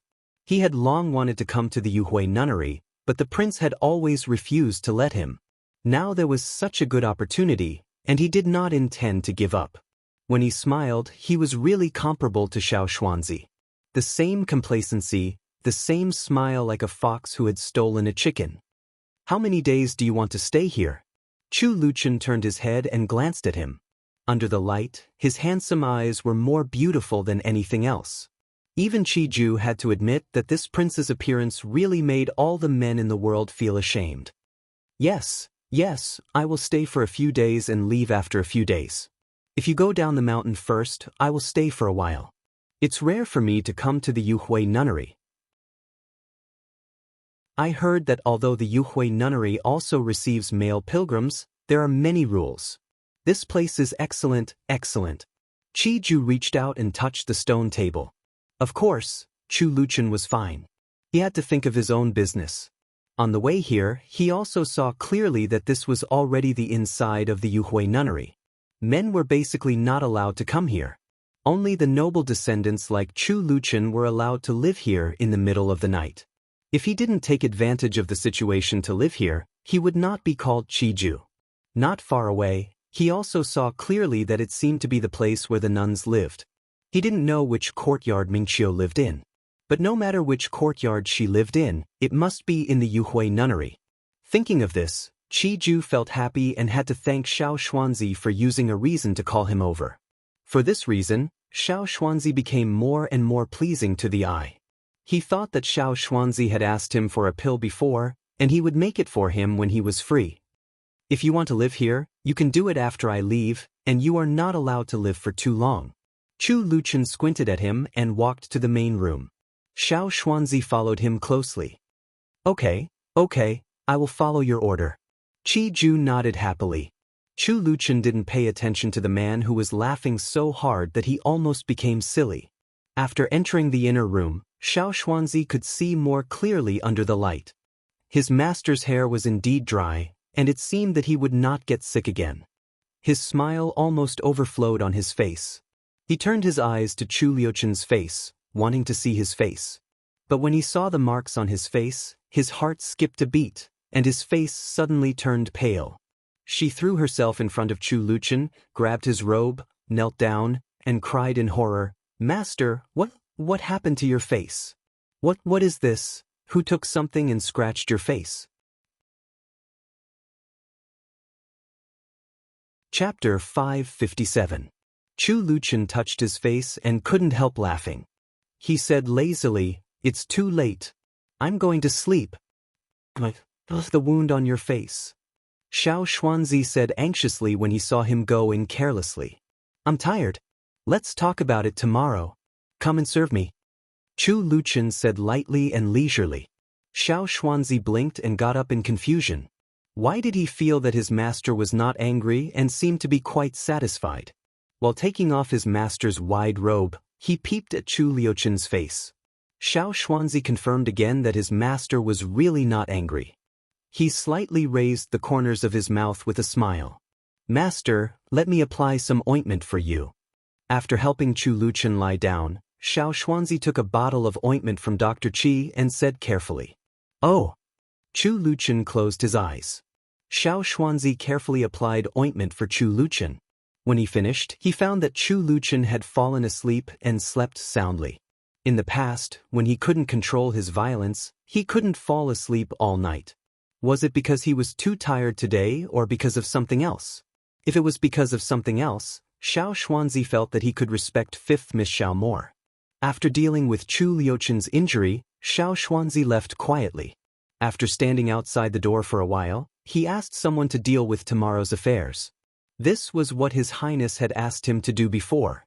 It happened that there was still time. Duke Xing's mansion was really arrogant. Xiao Wanru looked at the bite mark on her hand in a daze. Once again, she confirmed that what happened last night was not a dream. Chu Luchun really came. Not only did he come, but he also bit her with a lot of strength. Her white and tender hand was bruised and swollen, but the bite mark faded a lot. If she hadn't remembered what happened last night, she would have thought that she accidentally threw her hand on the edge of the bed in her sleep and hit it, just like Yuru and others. Yujie was still nagging, "Miss, be careful when you sleep. Look at your bruised hand, How can you write and copy scriptures later? Xiao Wanru clenched her hands slightly and felt a little pain. She couldn't use her strength at the moment. With her hair still a little messy, she didn't understand why Chu Luchen went crazy yesterday. After Yu Jie finished applying the medicine for her, she took a handkerchief and tied it up for her. Then she helped her get out of bed. Looking at the tightly bandaged handkerchief and then at herself in the makeup mirror with a blank look, Xiao Wanru felt that she had woken up. As expected, Chu Luchen went crazy and came to her place yesterday. She kindly dried his hair, but he bit her. There were only 2 sentences in his mind. Good people don't get rewarded. His teeth are really good. Yu Jie combed her hair and said, "Miss, don't touch water these days. It's swollen. If you're not careful it will fester." This medicine was given by Mingqiu Nun before, but it's almost used up. I'll ask Mingqiu Nun for some more later. Although they all lived in the Yuhui nunnery, Xiao Wanru didn't get close to Mingqiu Nun if it was not necessary. Most of the nuns in the Yuhui nunnery knew that Mingqiu Nun, who was single in the Yuhui nunnery, had excellent medical skills. Moreover, she was treating nobles, so there were many people who wanted to curry favor with her. Although the nuns lived in a relatively peaceful nunnery, they were also human beings, so they naturally had all kinds of relationships. They liked, rejected, and hated other nuns, and even formed different small groups. This was a phenomenon that Xiao Wanru discovered after she came to the Yuhui nunnery for more than 2 years. As an outsider, it was difficult for Mingqiu Nun to integrate into the nunnery. However, because she was good at medical skills, it was relatively easy for her to get a good impression. People ate all kinds of grains, so how could they not get sick? There were nuns who knew some medical skills before, but they couldn't compare with Mingqiu Nun at all. Therefore, Mingqiu Nun was still very popular in the Yuhui nunnery. In addition, it was said that she would go down the mountain to treat nobles in the capital city every once in a while, which made her value 100 times higher. The nuns couldn't find out who the nobles were. They only knew that it was a noble person who couldn't be known by ordinary people. Someone in the capital city had specially come to talk to the abbess of the Yuhui nunnery about it, and the abbess of the Yuhui nunnery had specially ordered the nuns not to ask about it. The abbess of the Yuhui nunnery's words made people feel that Mingqiu Nun's identity was unusual, so they didn't dare to offend her. "Sister Yu Jie, I'll go. Anyway, I'm free now," Chu Lu said with a smile. "Well, I want a bottle of this. If you can't explain it clearly, take this bottle with you. Mingqiu Nun will know it." Yu Jie nodded, reached out with a comb on the table and said, "I'll go now." Chu Lu walked over, picked up the bottle of ointment that had been used up, and turned to go out. When she was at the door, she almost bumped into Qing who had rushed in. Fortunately, Qing reacted quickly. She turned slightly to avoid Chu Lu, and then held Chu Li's shoulder to avoid the force just now. "Sister Chu Lu, be careful." Chu Lu held the door frame to steady herself. When she saw that it was Qing, she said angrily, "You little girl, what are you doing in such a hurry?" "Miss, something happened in the Buddha hall again." Qing took a breath, let go of Chu Lu, and came in to report. After digging out the evil bracelets in the Buddha hall, they had not touched it again. It was said that the place was weird and seemed to be chilly even in the daytime. The nuns stopped going there, and Duke Xing's mansion stopped digging it. The personnel of the Ministry of Justice thought that there would be nothing related to them there. The nuns even secretly spread the rumor that the hall might have been contaminated with evil spirits. Otherwise, how could it suddenly be struck by lightning on a thunderstorm night? Moreover, it was even set on fire. When they were digging, they even dug out black ants crawling with insects. In such a place, it was easier for people to think that it was ominous. There were even faint rumors that the fifth miss was indeed born with an ominous appearance.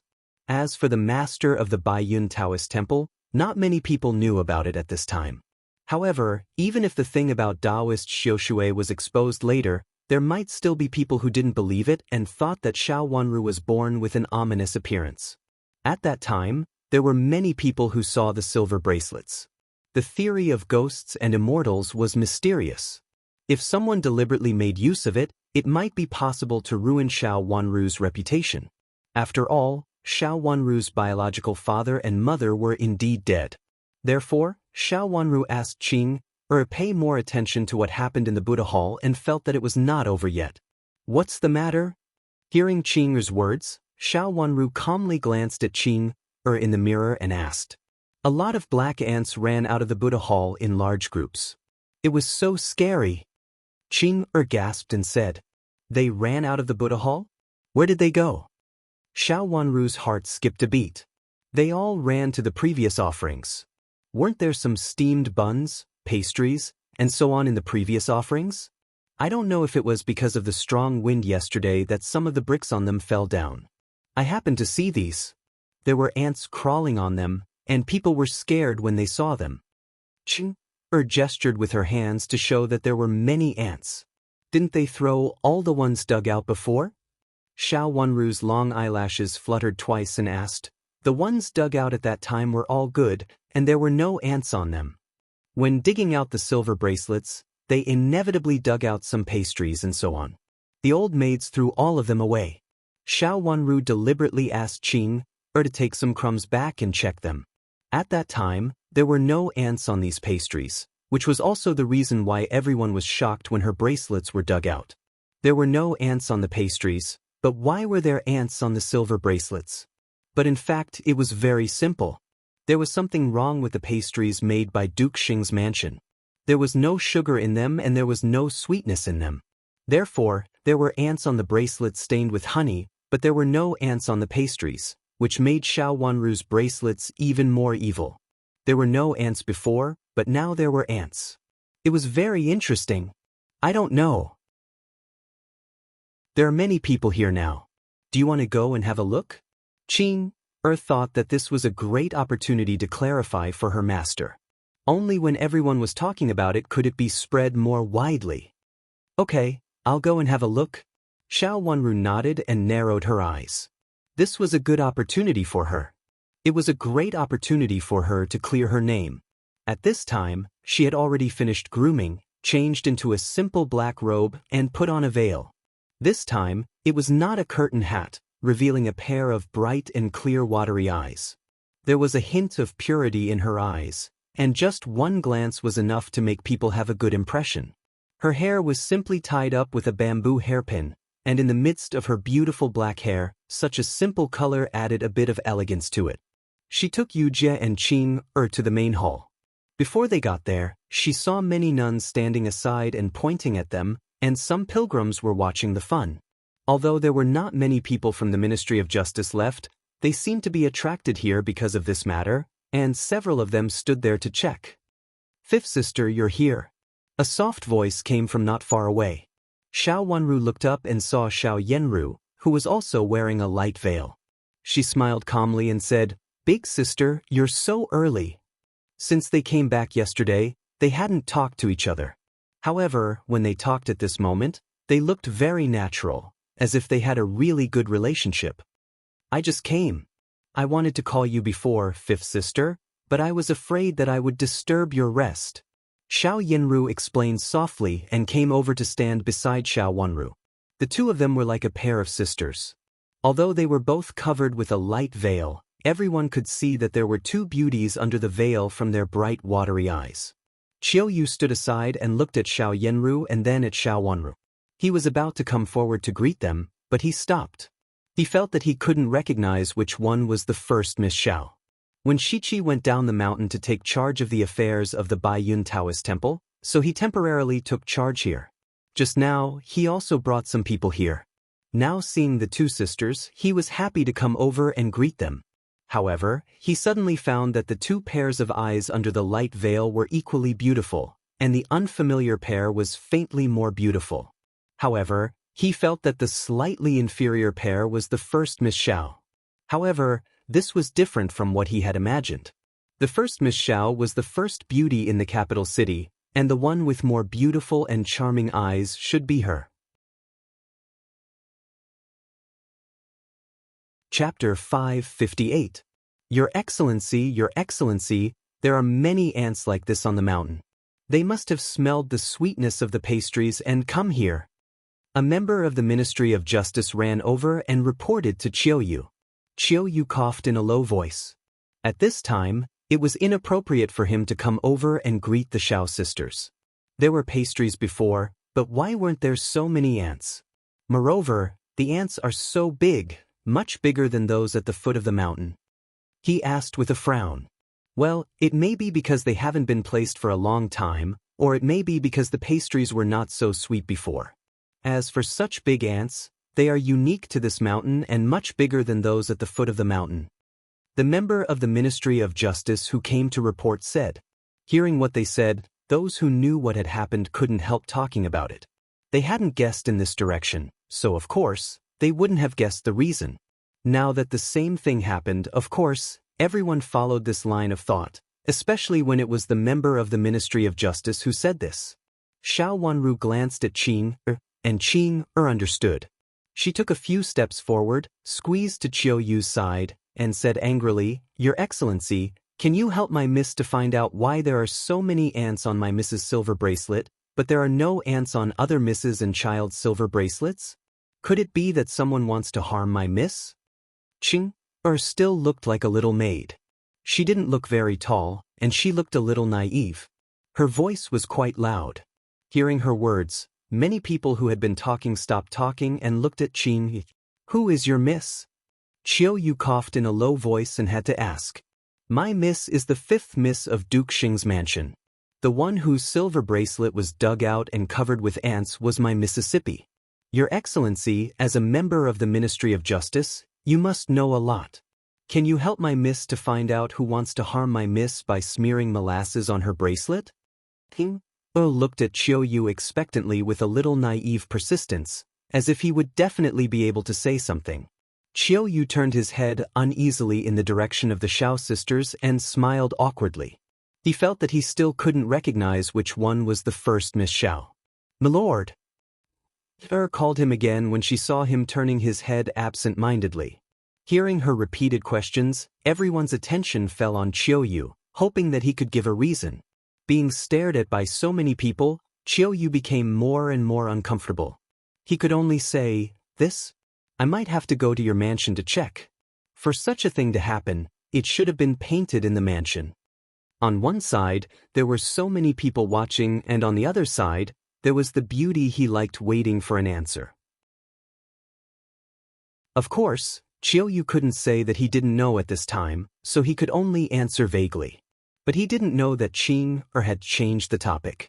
He was sure that there must be honey on the silver bracelet. So it was true? Many people had also secretly said that the 5th miss of Duke Xing's mansion was very evil. Could it be that she was really a jinx? They all thought that they should stay away from her, otherwise they might also be unlucky at some time. At this time, the officials of the Ministry of Justice said that the 5th Mrs. Silver Bracelet had been secretly painted by someone in the mansion. They immediately understood that someone really wanted to ruin the 5th Mrs. reputation, and it turned out that the person was from Duke Xing's mansion. Who could be so vicious to do such a thing to a dutiful daughter who had lived on the mountain for so long and observed mourning for her parents? Qiu Yu's reply could be regarded as clearing Xiao Wanru's name in front of everyone. Xiao Yanru trembled with anger and glared at Qiu Yu fiercely. She only felt that the person in front of her was really hopelessly stupid. He actually helped Xiao Wanru to clear up the matter. Most of the people on the mountain were nuns, but there were also many pilgrims. Although it was taboo for pilgrims to go up the mountain because of what had happened before, there were still some pilgrims going up the mountain because of the reputation of the Yuhui nunnery. After hearing the news, they all talked about it and guessed who had done it to the 5th miss of Duke Xing's mansion. Old Madam of Duke Xing's mansion? It didn't seem like it. Even a vicious tiger would not eat its cubs. Although the 5th miss was not her son, she was her biological granddaughter. She couldn't be so vicious, could she? Then it must be Madam of Duke Xing. It was said that Madam of Duke Xing had been at odds with the 5th Miss Xiao, but she was too vicious. She was an orphan without parents, was forced out of Duke Xing's mansion, and had to live in the nunnery to observe mourning for her parents. What else could she do? Did such a person really deserve to be Madam of Duke Xing? After many rumors came out, they matched with the previous rumors. The more they thought about it, the more they felt that it made sense. Xiao Yinru was so angry that her face changed. She crumpled the handkerchief in her hand into a ball and almost crumbled it. She didn't expect that Xiao Wanru, who usually looked silly, would ask such a tricky question, and Qiuyu was stupid enough to step into it. Needless to say, Xiao Wanru must have taught her well. Fifth sister, what do you mean? Xiao Yinru lowered her voice and said coldly. Big sister, what do you mean? Xiao Wanru said softly, watching Qing continue to pester Qiuyu endlessly and ask questions.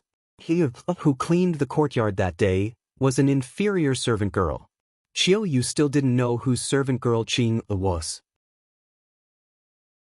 Fifth sister, although my mother didn't raise you, she treats you well.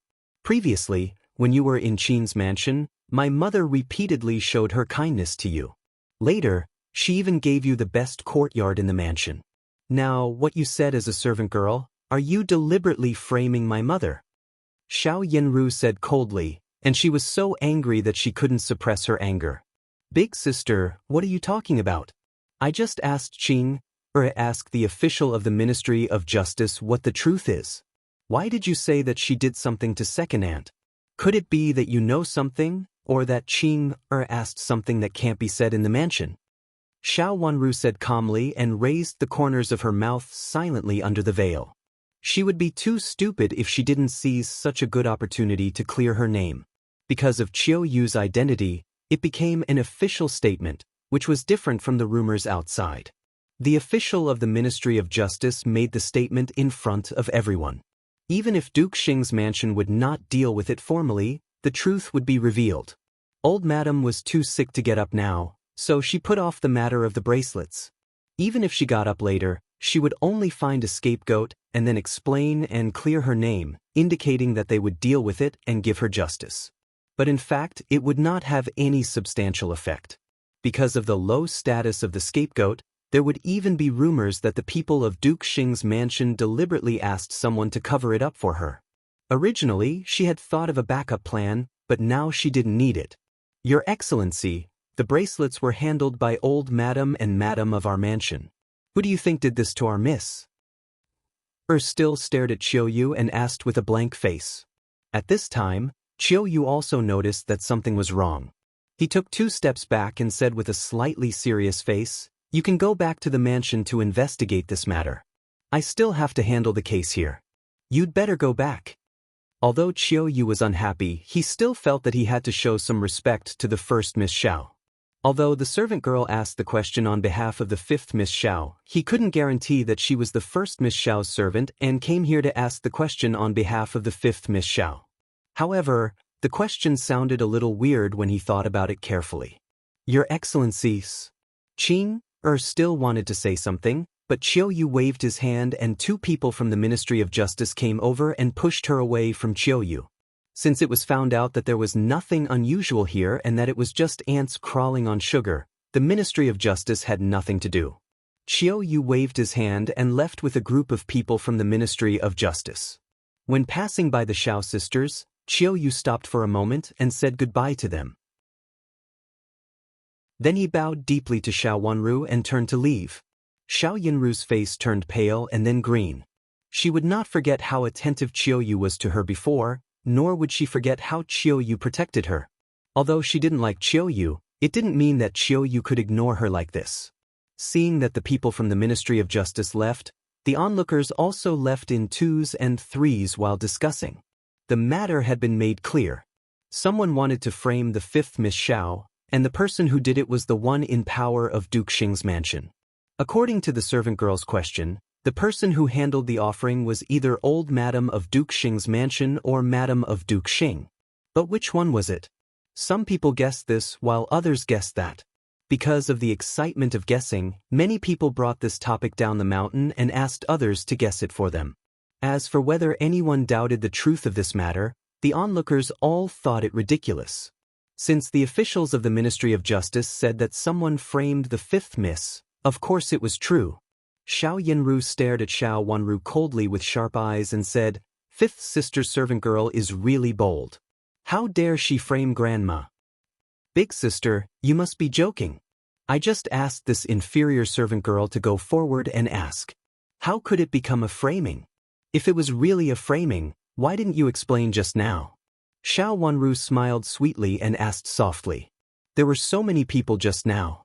If Xiao Yanru could go forward and explain in person, with her cunning, she could certainly explain for old Madam and Madam of Duke Xing. However, this might also make others suspect her, and her flawless reputation might be affected. How could the selfish Xiao Yanru dare to gamble with her good reputation? Xiao Wanru knew that she wouldn't do that. She didn't say it before. Even if she said that Qing framed her now, it would be useless. She raised the corners of her mouth silently and asked meaningfully, "Big sister, I have something to do and have to leave first. I won't accompany you to enjoy the scenery here." After saying that, she turned around and was about to leave with the two servant girls. "Xiao Wanru, stop," Xiao Yanru said with hatred. Her voice was not loud but extremely sharp. Fortunately, there were only a few nuns left here. They just glanced at her in surprise and then didn't look at her anymore. Xiao Wanru stopped and turned around slightly. "Big sister, is there anything else? Is this your idea?" Xiao Yanru looked at Xiao Wanru with sharp eyes, as if she must force Xiao Wanru to give an answer. Chapter 559. Xiao Yanru's eyes were as sharp as a knife. She looked at Xiao Wanru gloomily and almost couldn't control the expression on her face. After a long while, she calmed down, walked slowly to Xiao Wanru's side, and said with a serious face, "Fifth sister, no matter whether you have any misunderstanding about my mother and grandmother or not, you have to remember that we are a family. If you have anything to say, you'd better talk about it in private.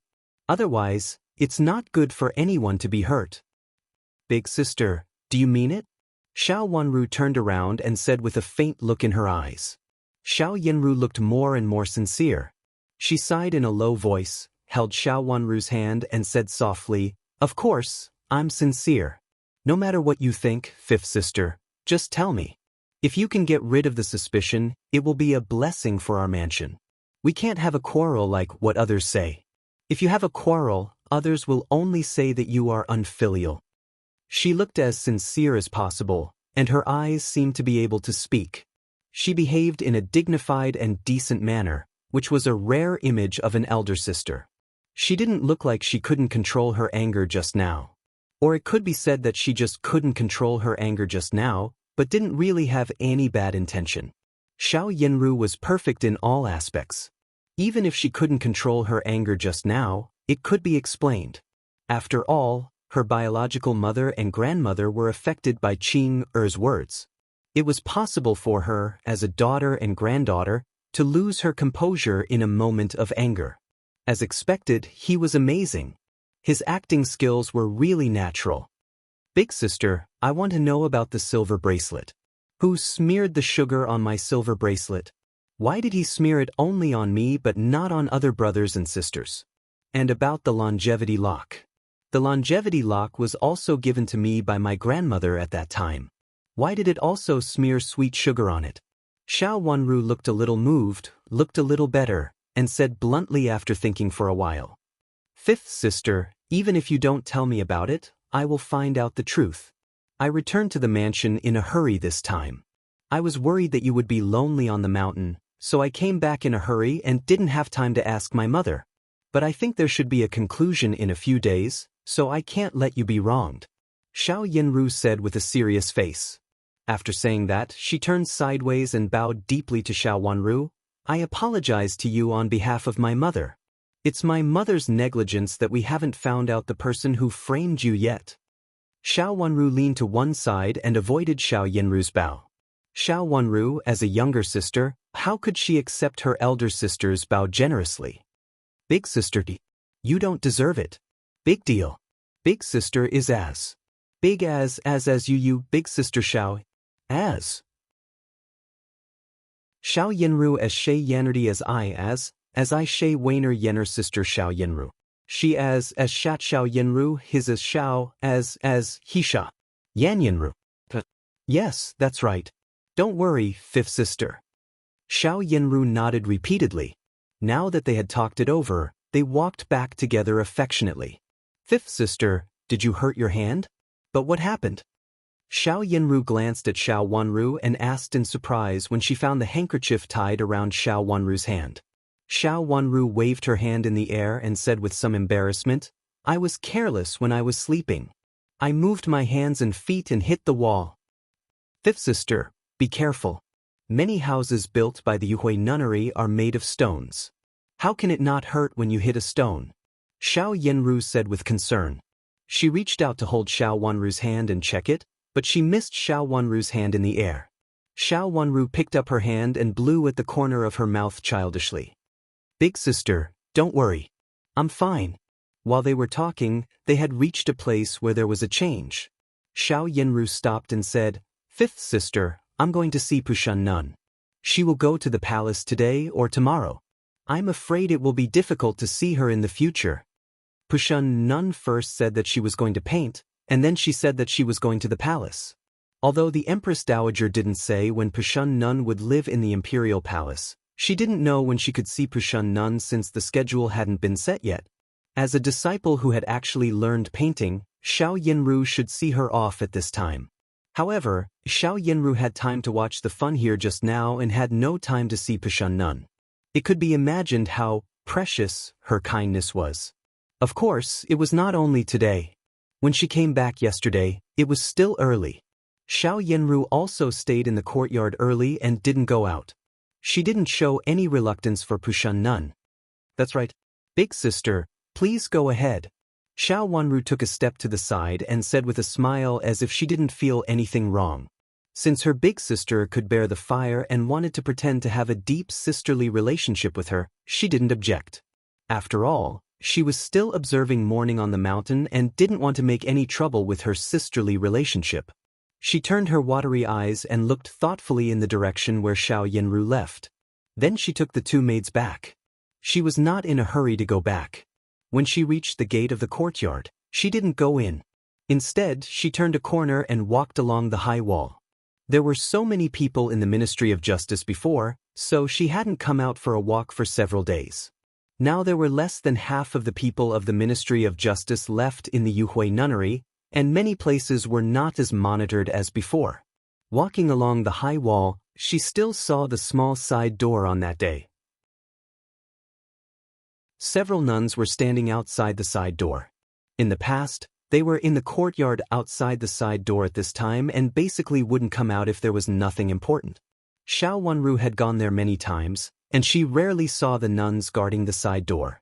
But now they were much more vigilant. Several stout nuns' eyes fell on Xiao Wanru. Fortunately, Xiao Wanru had lived here for a period of time. Even if these nuns hadn't seen her before, they had heard of her. Seeing her coming over, they all put their palms together and bowed. Xiao Wanru also bowed sideways and then slowly passed by. After what had happened before, it was not so easy to enter the door. Not only was it difficult to enter, but it would also be very eye-catching to pass by.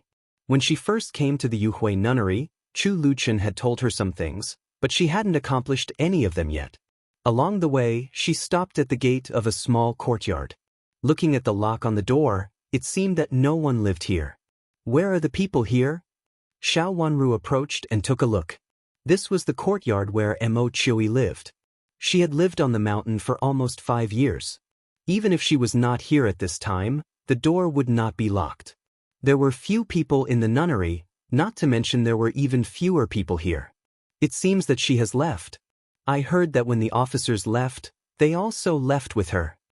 Qing thought for a while and said, "I saw someone when I passed by before. Miss, if you want to know, I'll go and inquire about it later." "No need." Xiao Wanru shook her head, turned around and continued to walk forward. She was not very interested in Mo Chui. If she hadn't knelt in front of her grandma, she wouldn't even have the intention to ask about her. That day, she was anxious to send her fellow villager down the mountain and wanted to borrow her grandma's carriage, but her grandma didn't agree. Now everything that happened to Mo Chui had nothing to do with her. Whether it was the remnants of the previous dynasty or the son of the former emperor, it had nothing to do with her. In her eyes, Mo Chui was just a woman who had cultivated in seclusion on the mountain for 5 years, while she had also cultivated in seclusion for more than 2 years. Since they were cultivating in seclusion, They should take care of their own business and wouldn't be familiar with each other. In this case, she could just forget about them. She had a feeling that Emo Chui was very paranoid and not a person who could get along well. Since she was not easy to get along with and it was not necessary for her to get along with her, it would be best if she didn't ask about them. Xiao Wanru thought so and continued to walk forward casually. She thought that she would not have a chance to meet Emo Chui again. However, it didn't take long for them to meet again in the capital city. However, when they met again, their identities were different. Her own courtyard was still there. She pushed open the slightly closed door and entered with 2 servant girls. As soon as she entered, she saw Xiao Xuanzi's smiling face. Xiao Wanru took 2 steps back to the door and looked at the courtyard in astonishment. This was her courtyard. "Fifth miss, come in quickly. Our master has been waiting for you for a long time.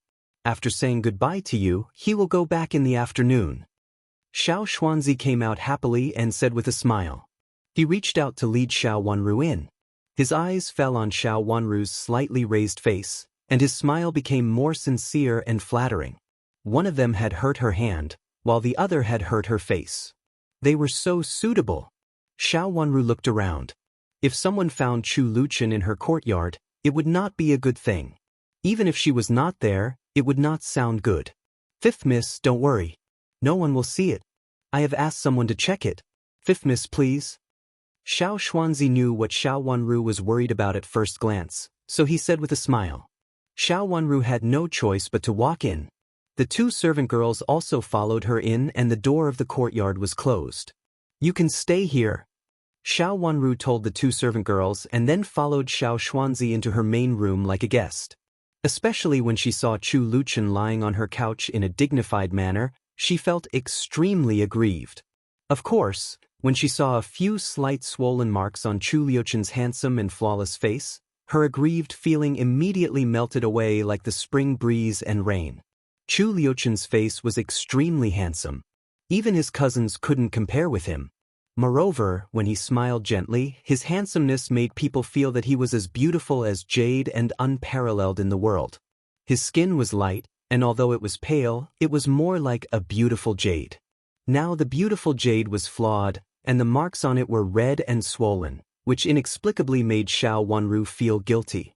She saw Chu Luchan leaning on the couch lazily. His eyes were slightly closed, and a book was casually dropped on the ground. He looked as natural as if he were in his own bedroom. She looked behind her with fluttering eyes and found that Xiao Xuanzi had already left. It was so quiet in the room that she could hear her own breathing. This situation was a little not good. Xiao Wanru instinctively took a few steps back and peeped at the person on the couch. Seeing that the person on the couch did not wake up, she turned around and carefully walked out.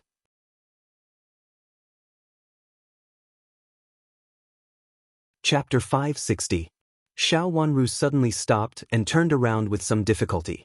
He had to find something to do, not to mention that he did have something to do at the moment, so she was in the wrong. She complained in her heart. She had wanted to slip away when he was not paying attention, but now she couldn't hide here. "Your Highness, you're awake? I left just now because I was afraid of disturbing your rest." Xiao Wanru bowed to Chu Luchan from a distance and then stood still. Chu Luchan stretched out his hand and hooked his finger at her. Xiao Wanru had no choice but to walk over. When she approached Chu Luchan, before she could say anything, Chu Luchan had reached out to grab her hand and pulled her to sit on the couch unsteadily. "I'm going back to the Imperial Palace to report to Imperial Grandmother later. If Imperial Grandmother sees the scar on my face, how should I explain it?" Chu Luchan said leisurely. He leaned back and let go of Xiao Wanru's hand, looking elegant and indifferent. As she sat closer, she could see it more clearly. There were several obvious and neat scars, which made his handsome face as white as jade look like a beautiful jade that had been damaged. Even Xiao Wanru felt that she had hit him hard in a daze last night. If the Empress Dowager saw it, she would be very distressed. "Your Highness, there was no light at night. I didn't see it clearly, so I accidentally combed your face. But at that time, I was trying to help you." Xiao Wanru swallowed her saliva and defended herself carefully. "So I brought this upon myself? Chu Liuchen's eyes dimmed, and his long and narrow eyes narrowed slightly, showing a threatening look that made Xiao Wanru's heart palpitate. No, I was careless.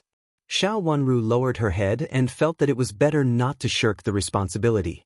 This temperamental man might do whatever he wanted to do. Since you accidentally hurt me, you have to compensate me, right? Chu Liuchen snorted coldly. What do you want, Your Highness? Xiao Wanru felt that it was better for her to accept the punishment, so she asked bluntly. What a big tone. Could it be that you can have whatever this king wants? Xiao Wanru shivered and quickly shook her head. She pointed to the surrounding scenery and said, I've been on this mountain for more than 2 years. Everything here is just what is in this room. Moreover, a large part of it originally belongs to the Yuhui nunnery. If Your Highness asks for something that I don't have here, I can't help you. Anyone in this house can do that? Chu Liuchen looked sideways at her with interest. The coldness on his face faded away, and a smile appeared on his face. Xiao Wanru looked around. This room was hers, and some of her belongings were also in this room. Except for the tables and chairs provided by the Yuhui nunnery, everything in this room was indeed hers. She didn't live here often, so there was nothing precious here. Xiao Wanru didn't believe that Chu Liuchen would take a fancy to the things in this room. Prince Chen was not easy to fool. Your Highness, what do you mean? Xiao Wanru felt that she had to make it clear, lest she said something boastful and made the gloomy prince angry again. I think the things in your room are very good. They will belong to me in the future. Is that okay? Chu Liuchen said casually and raised his eyes to look at Xiao Wanru. Everything in this room belonged to him? Xiao Wanru was stunned. She glanced at her room and didn't understand why he liked these ordinary things in this room. When she glanced at a cabinet, her face suddenly turned red. She still had some clothes that she hadn't taken away. When she lived in the Yuhui nunnery, she only wore some black clothes. Although she didn't bring many clothes up to the mountain, she still had some. Later, she couldn't wear them anymore. Every time Ru and Great Elder Princess went up the mountain, she would make some new clothes for her. She didn't wear them, so she just put them in this cabinet.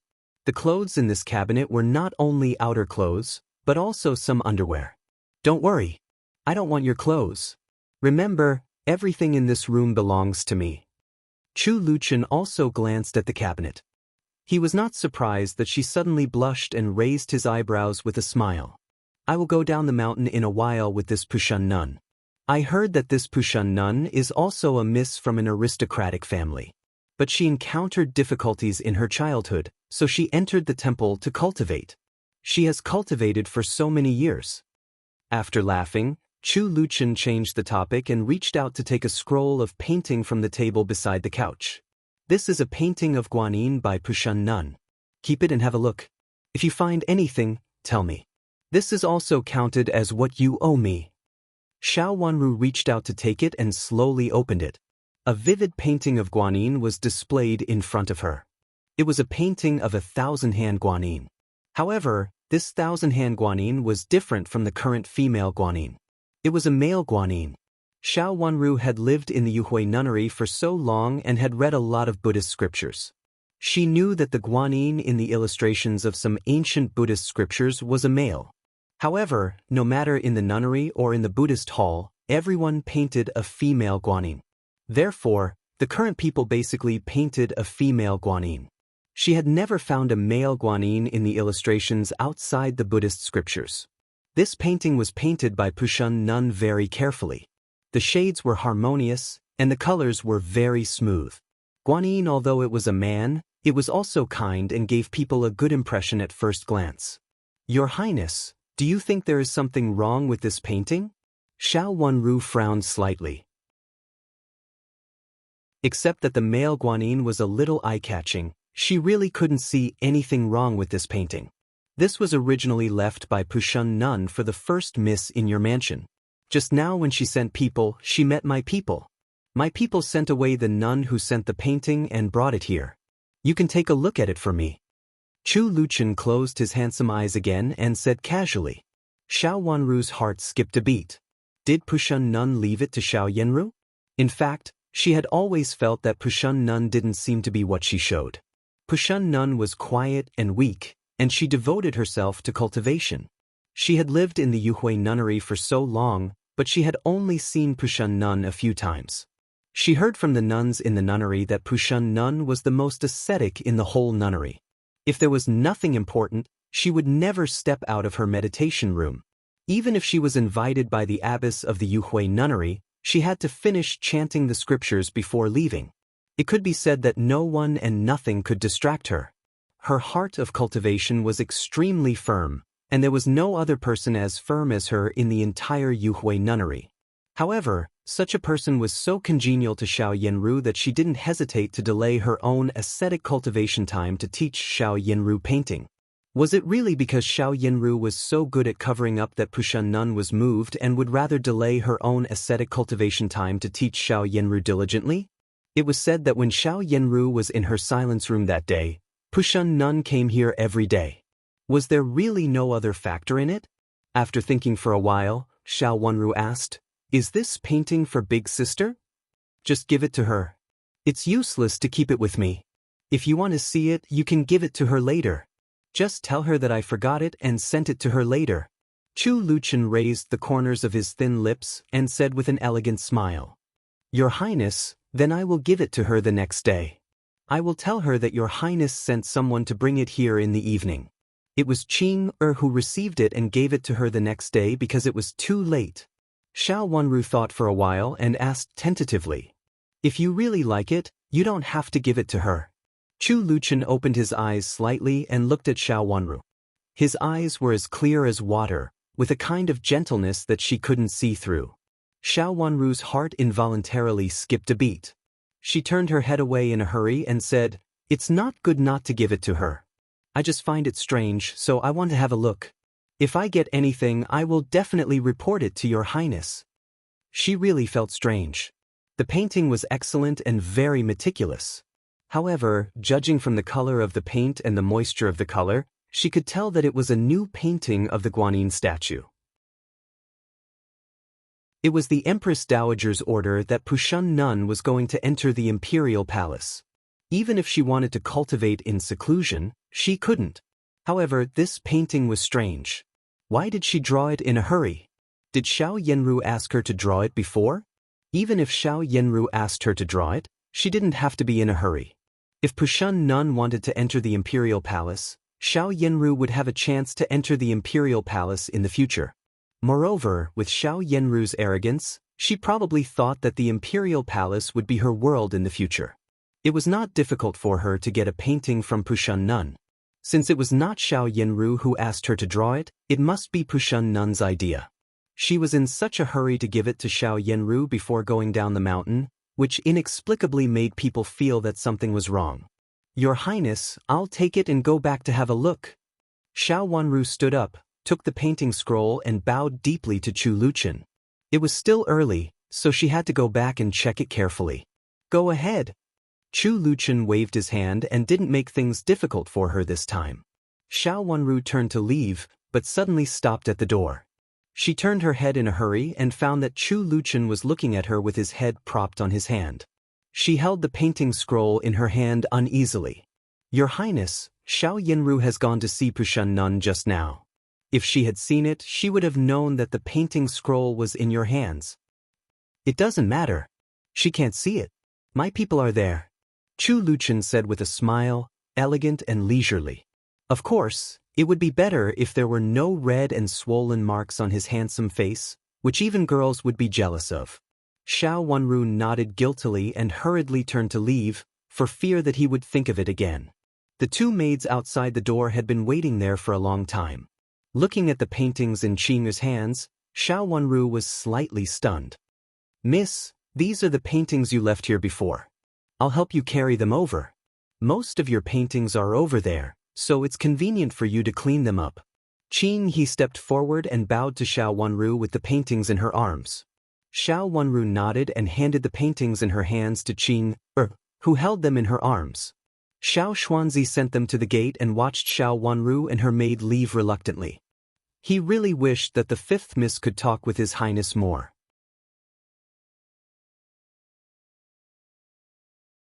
Chapter 561. When his master courted death all day long, he was worried about his health. Now that his master stopped courting death, he had to worry about his marriage. Now that his master's marriage was about to be finalized, he was worried about when his master could get married and when he could hold the little master. Xiao Xuanzi felt so tired. "Come in." A cold voice came from the main room. Xiao Xuanzi, who looked a little decadent, immediately cheered up and hurriedly answered, "Master, I'll come in right away." In fact, he liked to worry about his master. Didn't this mean that his master trusted him? When Xiao Wanru returned to the courtyard, she saw that the door of the main room was open. Xiao Yinru had come back. She looked away calmly and went to the silence room with her maid. As soon as she stepped on the steps, she heard Xiao Yinru's voice behind her, "Where did you go, fifth sister?" She turned around and saw Xiao Yinru coming from the corridor with a smile on her face. "I went to the previous room and asked Qing to clean up the previous paintings." Xiao Wanru stood still calmly and said with a smile after she came over, "Can I have a look at fifth sister's paintings?" Xiao Yinru said with a smile. Xiao Wanru nodded and said, "Big sister, please come in and sit down." After saying that, she stepped into the silence room, followed by Xiao Yinru. Then Qing gave the paintings to Yu Jie and left. She was an inferior maid, so it was inconvenient for her to serve in the room. "Yu Jie, show a painting to First Miss and let her comment on it." Xiao Wanru sat down and ordered. Yu Jie randomly picked a painting and put it on the table. She was about to take the other paintings away. "Wait." Xiao Yinru stopped Yu Jie, turned to Xiao Wanru and said with a smile, "I heard that fifth sister's paintings are extraordinary. Can you let me have a look at them? Maybe I can find a place for me to learn from." Xiao Wanru sneered in her heart. She knew that Xiao Yinru suspected her and wanted to see all these paintings. "Big sister, my paintings are not good. They are just works in my spare time. They can't be compared with those of Big Sister and Pushun Nun. I regret it just now. If I had gone to Pushun Nun's place with you, I might have been able to ask her for a painting. Everyone in the Yue nunnery knows that Pushun Nun's paintings are the best. Big Sister has inherited her skills, so your paintings are naturally outstanding." Xiao Wanru said politely. "Chu Lu serve tea." Xiao Wanru took a cup and took a sip. Then she waved to Yu Jie, and Yu Jie left. Xiao Yinru had intended to ask her to stay, but seeing Xiao Wanru's tactful refusal, she knew that she couldn't force it. He pushed the teacup away and unfurled the painting in his hand. It was a painting of a landscape, and it seemed to be the scenery outside the window. Mountains surrounded each other, and the scenery was pleasant. In the distance, there were layers upon layers of clouds, and it made people feel relaxed and happy.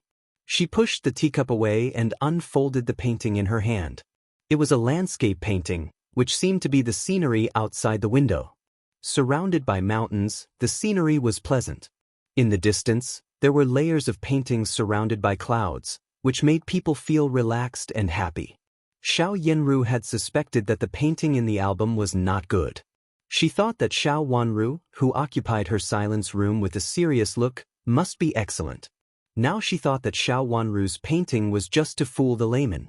Even those who bought paintings on the street were much better than hers. She had suspected that the painting in the album last time was not bad.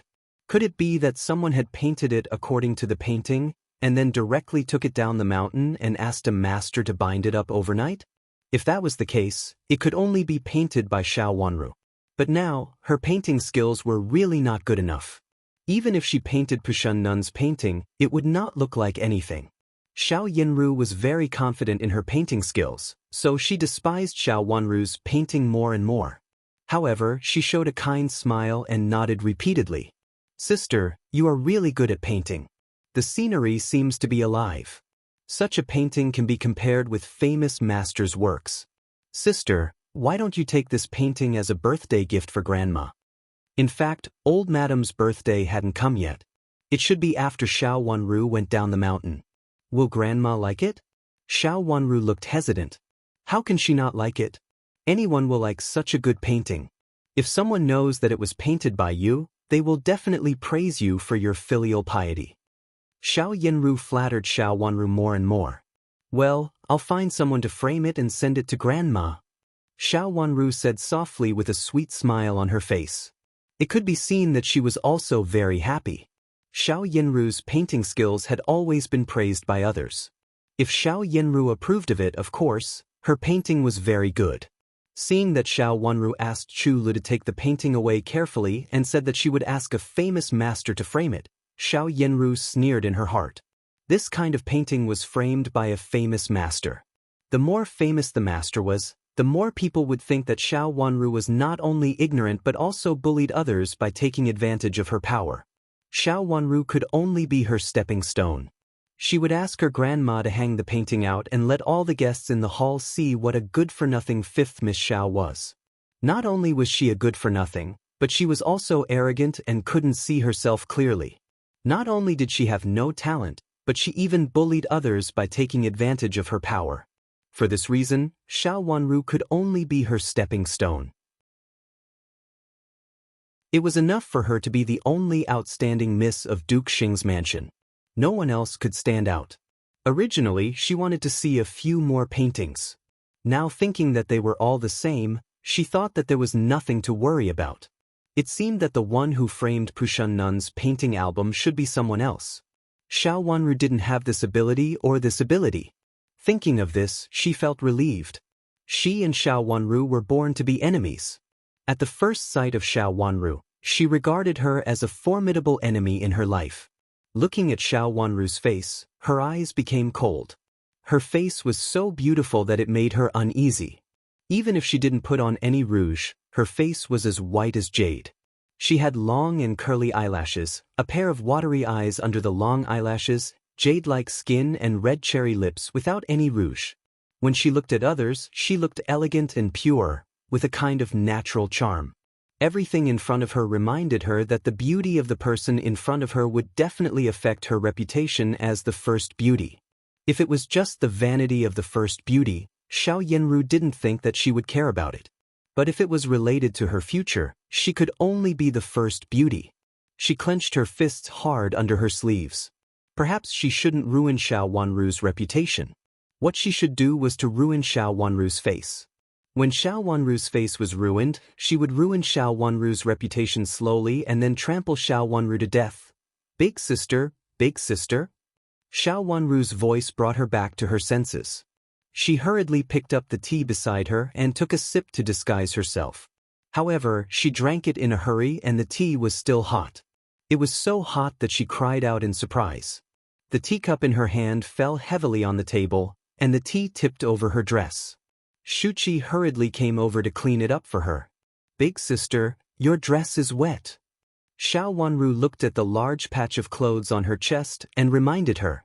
I'm really sorry. I've dirtied your dress. Xiao Yinru stood up with the help of Shuqi. Feeling painful and embarrassed, she shook her clothes and forced herself to calm down and said, First miss, your hand is scalded. Shuqi saw a red mark on Xiao Yinru's white and tender hand at a glance and said anxiously. Xiao Yinru raised her hand and found that her hand was burning with pain. The red mark was not small and seemed to be bulging. Big sister, I'm afraid that your hand will be blistered. Xiao Wanru's eyes fell on Xiao Yinru's hand and reminded her. I'll go back and apply the ointment. Xiao Yinru said with a pale face and a burning pain on her hand. The area of the red mark was not small. She put down the cup in a hurry just now, so the hot water got on her hand. Big sister, I have ointment here. Xiao Wanru said with a smile. No, I also have ointment. Xiao Yinru said in a hurry, turned her head and left with Shuqi. How dare she use Xiao Wanru's ointment? After returning to the room, she sat down in front of the table and watched Shuqi clean up her burn, feeling angry and annoyed at the moment. Miss, we didn't bring any ointment for burns. If there is a scar, what should we do? Shuqi said anxiously as she cleaned the wound. Go down the mountain immediately and go back to the mansion to ask mother for the best ointment. Xiao Yinru said with a cold look. Yes, I'll go right away. Shuqi put down the handkerchief, nodded, and was about to leave. Wait a minute. Tell my mother that I want 2 kinds of ointment. One is the best, and the other, Just tell my mother that Xiao Wanru also hurt her hand. Xiao Yanru calmed down and stopped Shuqi. Okay, I got it. Shuqi answered and left. It became quiet in the room. Xiao Yanru reached out to take the handkerchief and pressed it. A trace of coldness flashed across her eyes. Her hand was hurt, which might be an opportunity. That face was really annoying, and she didn't like it very much. In the main room. Miss, do you really want to mount this painting and ask Great Elder Princess to ask a famous painter to mount it? Yu Jie unfolded the painting in her hand and said, this painting was indeed painted by Xiao Wanru, but there were two such paintings, which were almost identical. Even Yu Jie, who didn't know how to paint, knew that this painting was not good. Her master had painted it for fun before. After painting the two paintings, she had left them in the yard and didn't bring them here.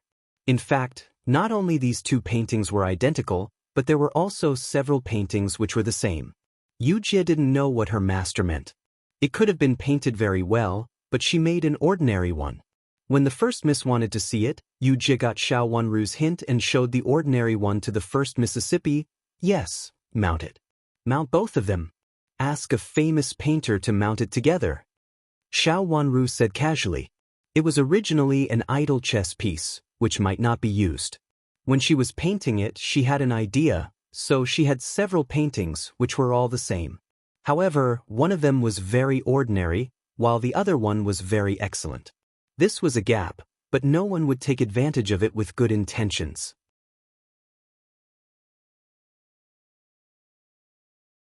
Chapter 562.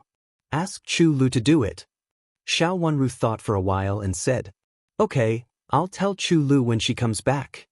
Yu Jie looked out of the window and said, Chu Lu had gone to get some ointment, but she hadn't come back yet. Yu Jie wondered if something had happened. Bring me the painting painted by Pushun Nun. Xiao Wanru ordered. She always felt that the painting was mysterious, so there seemed to be a deeper meaning for it to be sent to Xiao Yanru in a hurry. Yu Jie answered, rolled up the painting in her hand, and then went behind the screen to take out the painting of Pushun Nun. Xiao Wanru looked at the portrait of the thousand-hand guanyin carefully and reached out to touch the paper. It was made of good paper, which should be expensive. Of course, if the paper was good, it would feel good when she touched it, and it was easier to collect. In history, many masterpieces left by famous artists were made of good paper. Otherwise, they would have been gone long ago, and how could they be left to later generations? As far as paper was concerned, it was a masterpiece that could be left to later generations. The ink used was also very good, with a faint ink fragrance. Then there was the painting. The painting of thousand-hand guanyin was very vivid, and there were some objects used to exorcise demons in Buddhist legends. Although Xiao Wanru had read a lot of ancient books on the mountain, it was impossible for her to be so proficient that there was a story in each hand. With so many objects, there should be a lot of legends. She didn't find anything from the beginning to the end. There was only a small seal on the paper, which didn't look like the word Pushun. It should be Pushun Nun's private seal. If she had another name, she couldn't distinguish the characters on it at the moment because the private seal was too small. It seemed to be Lan, but also seemed to be Quan. There was another character that was even smaller and couldn't be seen clearly. It seemed to be Lan or Quan. The characters didn't seem to be ordinary. Xiao Wanru was puzzled. After looking at it carefully for a while, she didn't find the mystery in it. She couldn't understand it and couldn't see it clearly. She could only continue to look up, but she didn't find anything. There seemed to be nothing wrong with the painting. She put down the painting in her hand helplessly and heard a voice at the door. She raised her voice and shouted, Chu Lu. Chu Lu had just come back. Knowing that Xiao Wanru was appreciating the painting inside, she didn't dare to come in and report it. She only told Yu Jie about what she had seen in Mingqiu Nun's room. Hearing Xiao Wanru calling her, she hurried in. After bowing to Xiao Wanru, she put the ointment on the table and said, Miss, when I went to get the ointment, I saw a man in Mingqiu Nun's Zen room. A man? Xiao Wanru asked casually, is he here to see a nun? Although Mingqiu Nun was not well known, the nuns in the nunnery all knew her. Did outsiders also know her? He didn't come to see Nun Nun. It seems that he has an old grudge against Nun Nun. Nun Nun ignored him, but he didn't say anything. He just sat in Nun Nun's quiet room and kept talking to Nun Nun. When I went in, I was waiting for him to leave, but he was not in a hurry. I was anxious, so I asked someone to inform Mingqiu Nun. Then Mingqiu Nun asked me to go there. When she heard that I wanted ointment, she gave it to me, so I came back late. Chu Lu reported. Did you hear what he said? Xiao Wanru's face darkened. She couldn't let anyone disturb Mingqiu Nun's quiet cultivation. When I went in, the man stopped and I didn't know what he said. But when I left, I heard him mention Miss, so I deliberately slowed down a little, Chu Lu said. What did he say about me? Xiao Wanru was surprised. She didn't expect that the man knew about her. Not only did he know about her, but he also knew about the relationship between Mingqiu Nun and her. Otherwise, he wouldn't have mentioned her in front of Mingqiu Nun. He said that the fifth miss is really a very good person, and he also said. Chu Lu said as she thought. Suddenly, her eyes lit up. By the way, I also heard the man talk about medical skills and asked Mingqiu Nun if the acupuncture book she got when she was young was still there. Chu Lu heard this when she was about to go out. The man was talking to Mingqiu Nun, but Mingqiu Nun ignored him, so it seemed that he had been talking to himself. However, even if he was talking to himself, he still spoke very enthusiastically, as if he didn't know that Mingqiu Nun didn't want to talk to him. He continued to talk about things one by one. He looked like a very elegant person, but she didn't know why he was like a fool and couldn't understand why others didn't want to talk to him. Miss, why don't I go and have a look? Yu Jie also followed in at this time and said worriedly. She had followed Mingqiu Nun for so many years, and Mingqiu Nun was her only relative, so how could she not be worried? No need. I think I know who it is. Xiao Wanru suddenly smiled and shook her head. Who is so blind? Yu Jie said angrily. You have seen him too. Xiao Wanru smiled slightly and hinted, he has excellent medical skills, and he also knows my relationship with Mingqiu Nun. There were many people with excellent medical skills, but only the people of Prince Chen's mansion who had excellent medical skills and knew the relationship between Xiao Wanru and Mingqiu Nun. Thinking of this, Yu Jie immediately knew. She suddenly widened her eyes and said in disbelief, Is it Dr. Qi of Prince Chen's mansion? In Xiao Xuanzi's opinion, that miracle-working doctor was like a god. When they were on duty outside, Xiao Xuanzi often told Yu Jie about the ability of this miracle-working doctor. Therefore, although Yu Jie had met him once, she still remembered him vividly. Now hearing Xiao Wanru's words, she also opened her mouth wide. Was that miracle-working Dr. Qi really the same person as Chu Lu said? Miss, how is this possible? Mingqiu Nun has been in Jiangzhou, and I heard that Dr. Qi has been in Prince Chen's mansion for a long time. How could he be the same person? Yu Jie said in surprise. Xiao Wanru smiled and said nothing. When she was in Jiangzhou, Mingqiu Nun sometimes faintly showed that she didn't come to the capital city, which seemed to have something to do with a person. She remembered that Chu Luchen had said in private that Dr. Qi and Mingqiu Nun's medical skills seemed to complement each other, which was of great benefit to his health. It seemed that they were from the same sect. If all these were right, it seemed that Mingqiu Nun didn't come to the capital city because of Dr. Qi. Xiao Wanru originally only had some doubts, but now she basically confirmed it. After meeting Dr. Qi that day, she knew that he should be a very arrogant person. Even if such a person came to him for help, it was rare for him to say anything. Even in front of Chu Luchen, he dared to throw Mingqiu Nun away when he was angry. Now he kept talking in front of Mingqiu Nun. Needless to say, he was naturally an acquaintance. And he was very familiar with her. Chu Luchen was on the mountain today, so it was normal for Dr. Qi to follow him. We don't have to worry about it. Mingqiu Nun can do whatever she wants. After thinking it through, Xiao Wanru told Yu Jie. She knew Yu Jie's character best. If Yu Jie really did something when she was angry, it would not be good. It was better to wait and see. As for Mingqiu Nun, if possible, Xiao Wanru still hoped that she would not be alone for the rest of her life. But Yu Jie was still a little worried and felt that she had to see it with her own eyes. No buts. Chu Lu, Take the paintings down the mountain and ask Grandma to ask someone to mount them. Xiao Wanru waved her hand slightly and ordered. Yujie had told Chu Lu at the door just now. At this time, she took the order and left. She went behind the screen to find the 2 paintings and carried them out. Well, it's okay. If you really want to see it, you can go and have a look, but you are not allowed to do it. It's Mingqiu Nun's business. Xiao Wanru looked at Yujie, who had a bitter face, and said helplessly, pinching her head. Thank you, Mississippi, don't worry. I just want to see if it is Dr. Qi. If it is, I will come back and will never disturb him.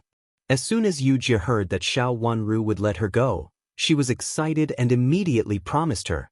Then she followed Chu Lu out. When she came to the corridor and saw that Chu Lu had reached the door, she ran a few steps and said, Chu Lu, wait for me. Let's go out together. Are you going down the mountain too? Chu Lu asked with the paintings in her arms. No, I'm going to see Mingqiu Nun. Let's go together. Yujie ran to Chu Lu, shook her hand and answered. It was naturally good to have someone to talk with while walking. Chu Lu nodded and put the other painting in Yujie's hand with a smile. Look, 1 painting for each of us. In this way, even if someone sees you, he will not think that you are eavesdropping on them on purpose. What are you talking about? I'm worried about Mingqiu Nun. Yujie said with a smile, but still took the painting. The 2 of them told Qing, who was in the courtyard, and went out of the courtyard together. The 2 of them walked for a while, talking and laughing.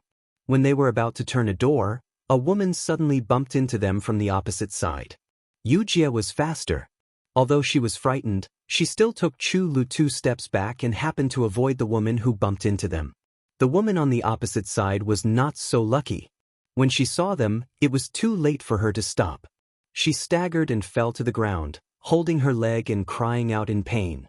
The 2 maids looked at each other. Yujie took a step forward and asked, Excuse me, are you okay? I'm not okay at all. You bumped into me and didn't help me up. You are so rude. The woman raised her face and said angrily. It turned out that she was a delicate girl, but she didn't look very good. She glared at the 2 maids, as if she was venting her anger on them. Judging from her clothes, she seemed to be a miss, but there was no one else around her, so the 2 maids couldn't figure out her identity for a while. Chu Lu came over and reached out to help her up, while apologizing, Miss, I'm very sorry. When you bumped into us just now, we didn't notice you. Her words were extremely polite, but she also made it clear that it was not them who wanted to bump into others, but the woman who bumped into them.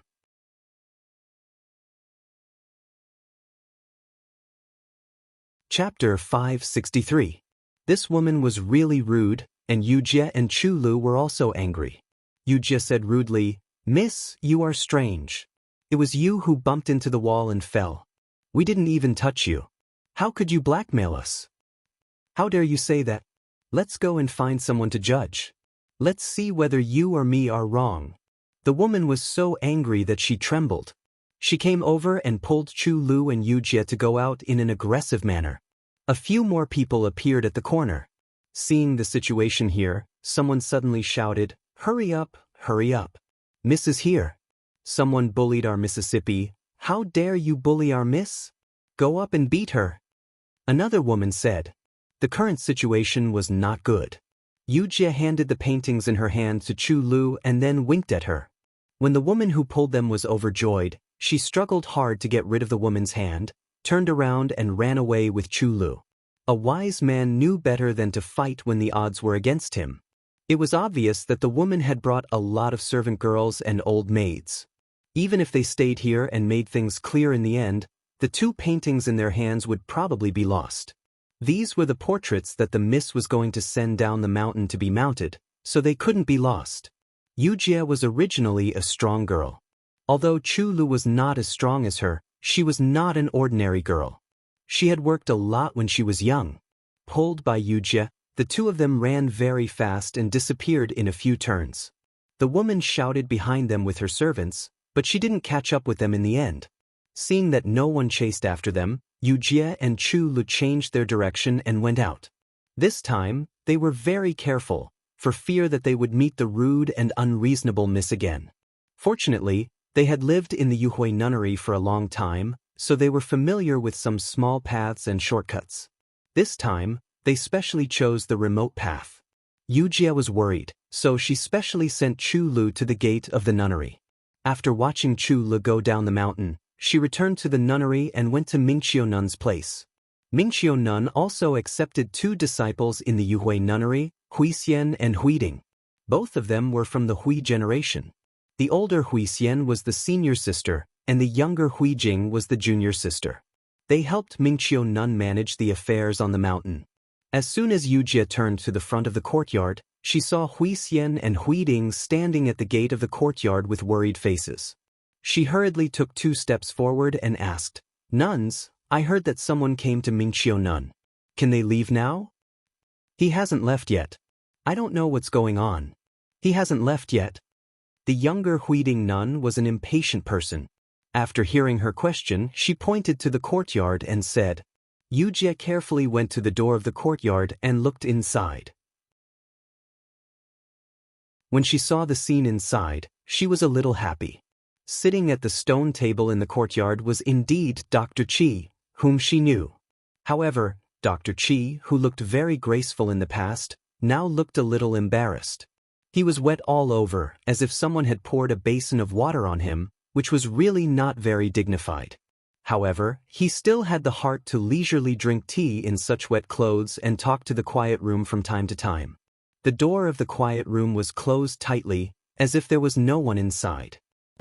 None inside? Yujie blinked her eyes and shrank her head back. She felt funny in her heart, but she couldn't show it on her face. She could only show a very curious look. "Yes, I'm so annoyed by him. I don't know where he comes from. He is so thick-skinned. He is really shameless," Huiding Nun said angrily. "Junior sister, don't talk nonsense." Huixian Nun reprimanded her in a low voice. "Senior sister, look at this person. I told him that master is going to meditate, but he still doesn't leave. He's really... If others see him, they will say something about our master." Huiding stamped her feet angrily. Looking at the little nun, Yujie suddenly remembered what happened on the mountain that day. She felt very close to her. However, when she was in Jingxin Monastery, she didn't have such a bad thing. "Can you ask the abbess to drive him away?" She thought for a while and reminded with a smile. "No, I have already told the abbess, but the abbess said that he is a distinguished guest and can't be driven away." Huiding felt more and more angry. She thought that when she went to talk to the abbess didn't see her. She only asked a senior sister to reply, which meant that she must not provoke the distinguished guest. Therefore, even if she wanted to drag him away now, she could not do so. "I'll go and have a look." Yujie was going to leave, but after thinking about it, she suggested. "Hey, thank you, benefactor Yujie." Huiding was overjoyed. She put her palms together and thanked Yujie repeatedly. The 2 nuns knew Yujie. They knew that she was the personal principal maid of the 5th Miss of Duke Xing's mansion. She had a good relationship with their master in the past. It was said that she came from Jiangzhou like their master, so they naturally had the affection of fellow countrymen. It would be best if she could come forward. No matter who was inside, Yujie had not only Duke Xing's mansion but also Ru and Great Elder Princess's mansion behind her. For this reason, the distinguished guest inside did not dare to offend her. Yujie nodded and turned into the yard. Dr. Qi was still talking in the yard when he heard someone call behind him, "Dr. Qi." Looking back, he didn't recognize Yujie for a moment. After looking her up and down for a few times, he still felt that she was a little familiar. "Whose servant girl are you? How do you know me?" He was Chu Liuchen's servant. In the past, he didn't go out of the mansion to meet guests. Even if he went out, he just walked around as an ordinary servant of Prince Chen's mansion. Very few people knew his real identity. "Dr. Qi, you're really forgetful. I'm the servant of the 5th Miss of Duke Xing's mansion. I've met you with the 5th Miss before." Yujie bowed and said with a smile. "The servant of the 5th Miss Xiao?" Of course, Dr. Qi knew who the 5th Miss Xiao was. He heard from Xiao Xuanzi that she was the Princess Chen who had been decided internally. He had also seen her more than 2 years ago, but she was very young. It was said that his master came to the Yuhui nunnery for her this time. Yes, Yu Jie said with a smile. Did the fifth miss ask you to come here? Dr. Chi asked with a smile. His body was wet, but he didn't seem to know that he was actually in a mess. He pushed back a strand of hair that fell on his forehead. It's not our fifth miss who asked me to come here. It just so happens that I have something to talk to Mingqiu Nun. Dr. Chi, you don't look good. Mingqiu Nun is the most straightforward person. If you stay here like this, she will definitely get angrier. Yu Jie pointed at Dr. Chi's wet clothes and said, Dr. Chi, you don't look good. If you stay here like this, those who know will think that you don't want to change, but those who don't know will think that you want to frame our Mingqiu Nun. That's why you are so wet. If pilgrims see this, it will be improper, and it will make Mingqiu Nun have a bad reputation. Mingqiu Nun was originally a guest in the Yuhui nunnery. Compared with the original nuns in the nunnery, she, who came from Jiangzhou, is less intimate. If you continue to be like this, Yu Jie covered her nose with a handkerchief in disgust and took a step back. Before she finished her words, the meaning in her words was revealed. Dr. Chi was stunned for a moment. It seemed that he didn't expect that Mingqiu Nun would have such a hard time in the Yuhui nunnery. After a little hesitation, he stood up. Junior sister apprentice, I'll go first. He cupped his hands to salute the tightly closed door of the quiet room, and then turned his head and walked out reluctantly. Seeing that although Dr. Chi's clothes were still wet, he became the arrogant Dr. Chi that she had seen in Prince Chen's mansion before. Yu Jie blinked and said to herself, Junior sister apprentice? Sure enough, Miss guessed right. There was something between Mingqiu Nun and Dr. Chi. She had followed Mingqiu Nun for so many years, but she had never heard Mingqiu Nun mention that she had a senior brother. Was this senior brother apprentice? Seeing that Dr. Chi finally left, the senior and junior sisters at the door were overjoyed. They hurriedly came in and pulled Yu Jie to the door, for fear of disturbing Mingqiu Nun's meditation, and thanked Yu Jie profusely. Yu Jie looked at the tightly closed quiet room and knew that Mingqiu Nun might not want to see anyone at this time, so she didn't disturb her. After saying a few words with senior sister apprentice Hui Xian and Hui Ding, she left. This time, because there was no music and no annoying picture scroll, Yu Jie did not hide. She went to the place where the woman had fallen before. Along the way, she also asked people if there had been any pilgrims who had fallen. All the nuns she met shook their heads and said that there was no such thing. When she came to the place where the woman had fallen, there was no one there. It was very quiet. Looking around, she found that there was only a small lonely Buddha hall on the side. In fact, this place was close to the edge of the Yuhui nunnery. The large Buddha halls were located on the peripheral central axis of the Yuhui nunnery. Only some small Buddha halls, which were not for the popular bodhisattvas, were in the small side Buddha halls. The number of incense offerings here was not as good as those big Buddha halls. Because it was too remote, even if people entered the Yuhui nunnery, they might not necessarily go here, so this place was very remote.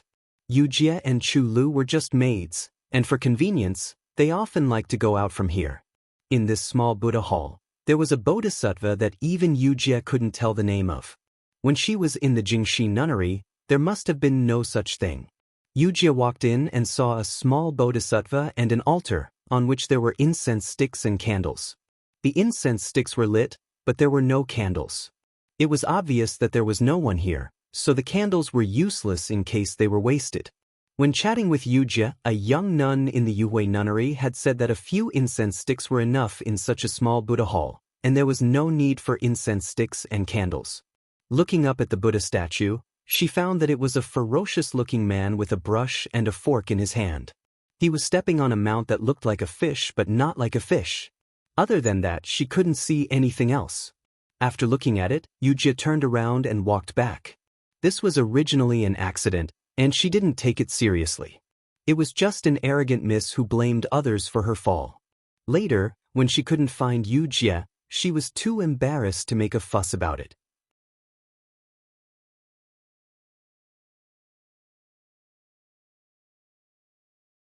Chapter 564. When she returned to the yard, Xiao Wanru was still studying the painting. She flipped it over and over, but she couldn't find anything. She even tried to look at it in the light from the window with the help of the light, but she still found nothing. After Yu Jie reported the matter of Dr. Qi to her, she also helped to check it. Compared with Xiao Wanru, Yu Jie had stayed in the nunnery for a longer time and knew more about Buddhism. However, no matter how they compared and categorized it, they still couldn't find anything. In the end, Xiao Wanru had no choice but to use the old method to draw the painting according to the painting. When Qing brought dinner, Xiao Wanru finished painting and put the two paintings together. If it weren't for the fact that one had a seal under it and the other didn't, they would look exactly the same. Looking at the private seal that she couldn't recognize, Xiao Wanru suddenly asked, "Yu Jie, is there Pushun Nun's private seal on the album?" Xiao Wanru thought for a while and shook her head with certainty. "There's no one in the album." "How could there be no one?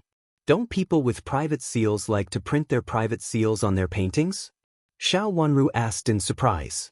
The reason why she asked this was that she suddenly felt that she should also engrave a private seal, so that she could stamp it on the paintings she admired in the future. Maybe she thinks that the way the paintings are placed in the album is a little too unscrupulous. Yu Jie thought for a while and answered, "The way the paintings were placed was for pilgrims to choose." Was it really the reason? Xiao Wanru had an intuition that it was not the reason, but she couldn't find another reason at the moment. Later, after thinking for a while, she simply drew the words on the private seal carefully. First Mrs. Servant Shuqi hasn't come back yet." Qing came in and put down the food box in her hand. Xiao Wanru paused and asked, "Hasn't she come back yet?" It was already a little late outside the window. "Yes, she should have come back." Qing nodded. Xiao Wanru put down the writing brush in her hand, and Yu Jie packed up the album for her. She went to the side to wash her hands. After washing her hands, she lowered her eyelashes thoughtfully and thought for a while. After thinking for a while, she told Qing, "Go ahead and have a look. If Shuqi comes back, try to stop her. Since it's late, let her come back a little later." "Shall I go now?" Qing asked in confusion. "Yes, let's go now." Xiao Wanru nodded. Qing accepted the order and left in a hurry. Like Xiao Wanru's other personal maids, Qing became more and more convinced of her master's capability after seeing her master's means. Since Miss said so, she must have her reasons. It was not a big deal for Qing to stop Shuqi from coming.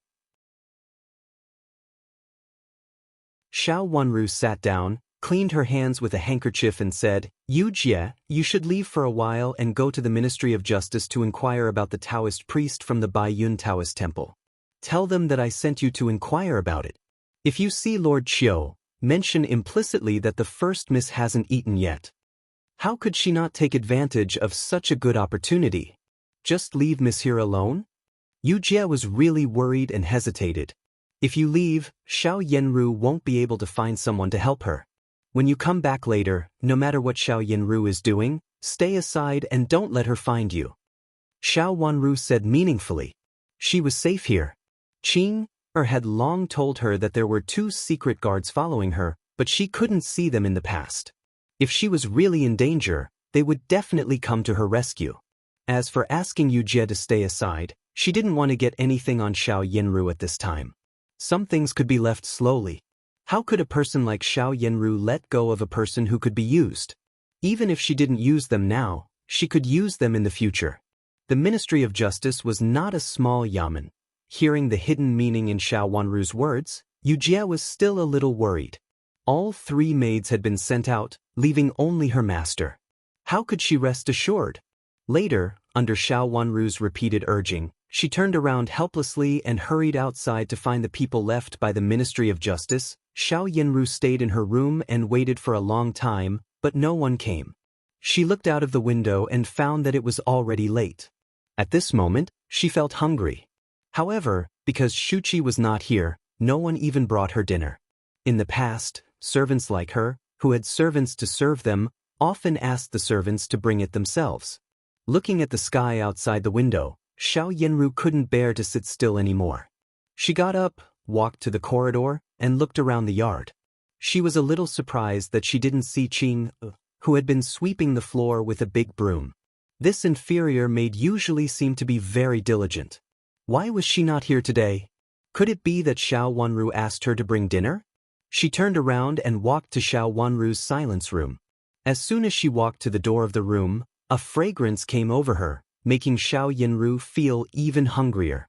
She lifted her dress and entered the room. Seeing that there was only Xiao Wanru in the room, she asked, "Where are your maids?" Xiao Yinru asked as she walked in. Xiao Wanru, after dinner, there were only some leftovers left. Because no one cleaned them up, they were still on the table. Xiao Wanru took a book and flipped through it casually, feeling comfortable. Hearing Xiao Yinru's voice, Xiao Wanru raised her eyes, looked at her, and said, "I sent them out for something. When will they come back?" Xiao Yinru hesitated for a moment and asked, "I really don't know. Judging from the situation, the one who was sent down the mountain to mount the painting probably won't come back tonight," Xiao Wanru said slowly. Xiao Yinru glanced at the food again and really felt hungry. When will they come back? She was a miss from an aristocratic family, so she couldn't go and ask by herself. It would be too improper. It should be more than an hour later at the earliest. "Big sister, what's the matter?" Xiao Wanru put down the book in her hand and asked. Xiao Yinru glanced at the cover of Xiao Wanru's book and pursed her lips in disdain. This book was obviously an ordinary script without any elegance. "Can they come back earlier?"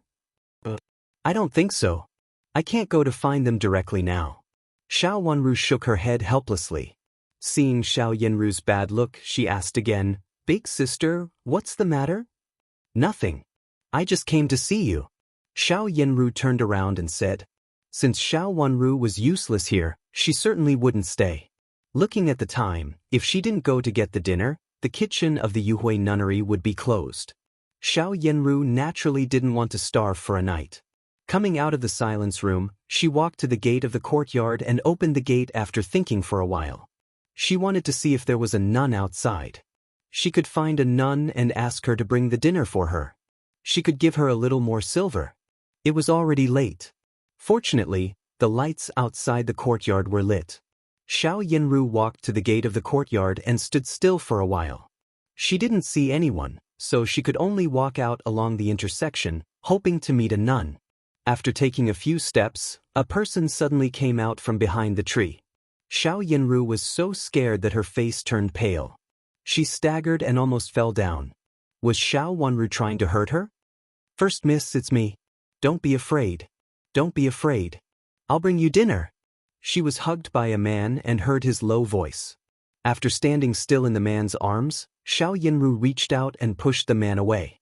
After taking a few steps back, she saw clearly that the man was Qiu Yu and felt relieved.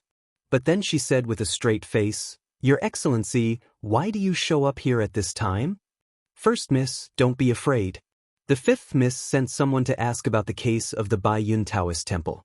I specially asked you about it. Knowing that your servant girl was not here and no one even brought you dinner, I hurriedly brought it here for you." Qiu Yu stood a few steps away from Xiao Yinru. Seeing Xiao Yinru's dignified and beautiful face, he couldn't help getting excited. He tried to calm down, reached out to pick up the food box placed aside, handed it to Xiao Yinru, and said with concern, "If you don't get it, the kitchen of the Yuhui nunnery will be closed." "Thank you, Your Excellency."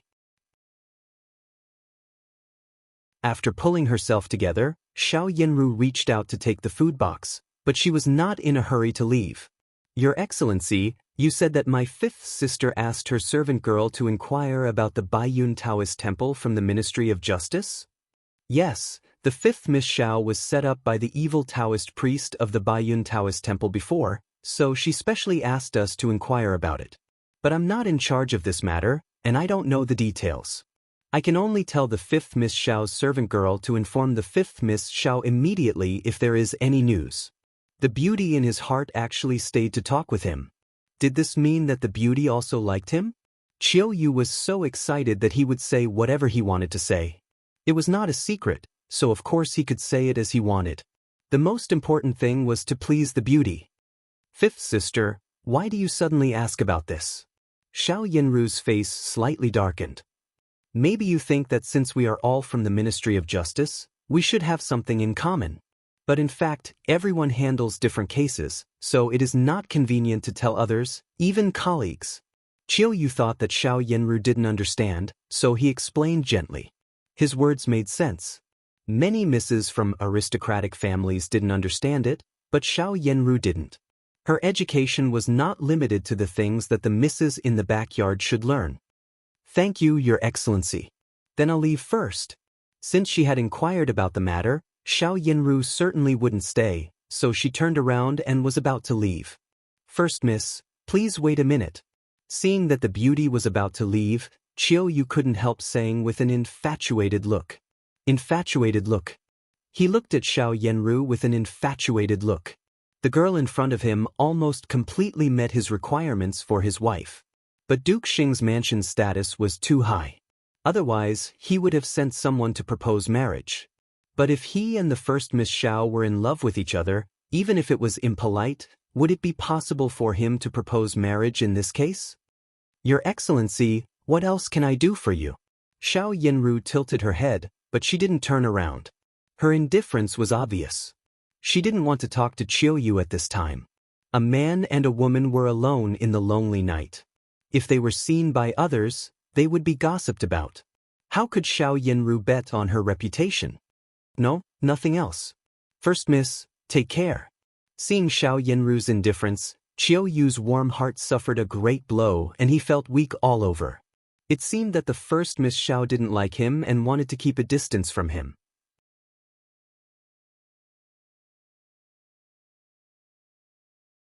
Chapter 565.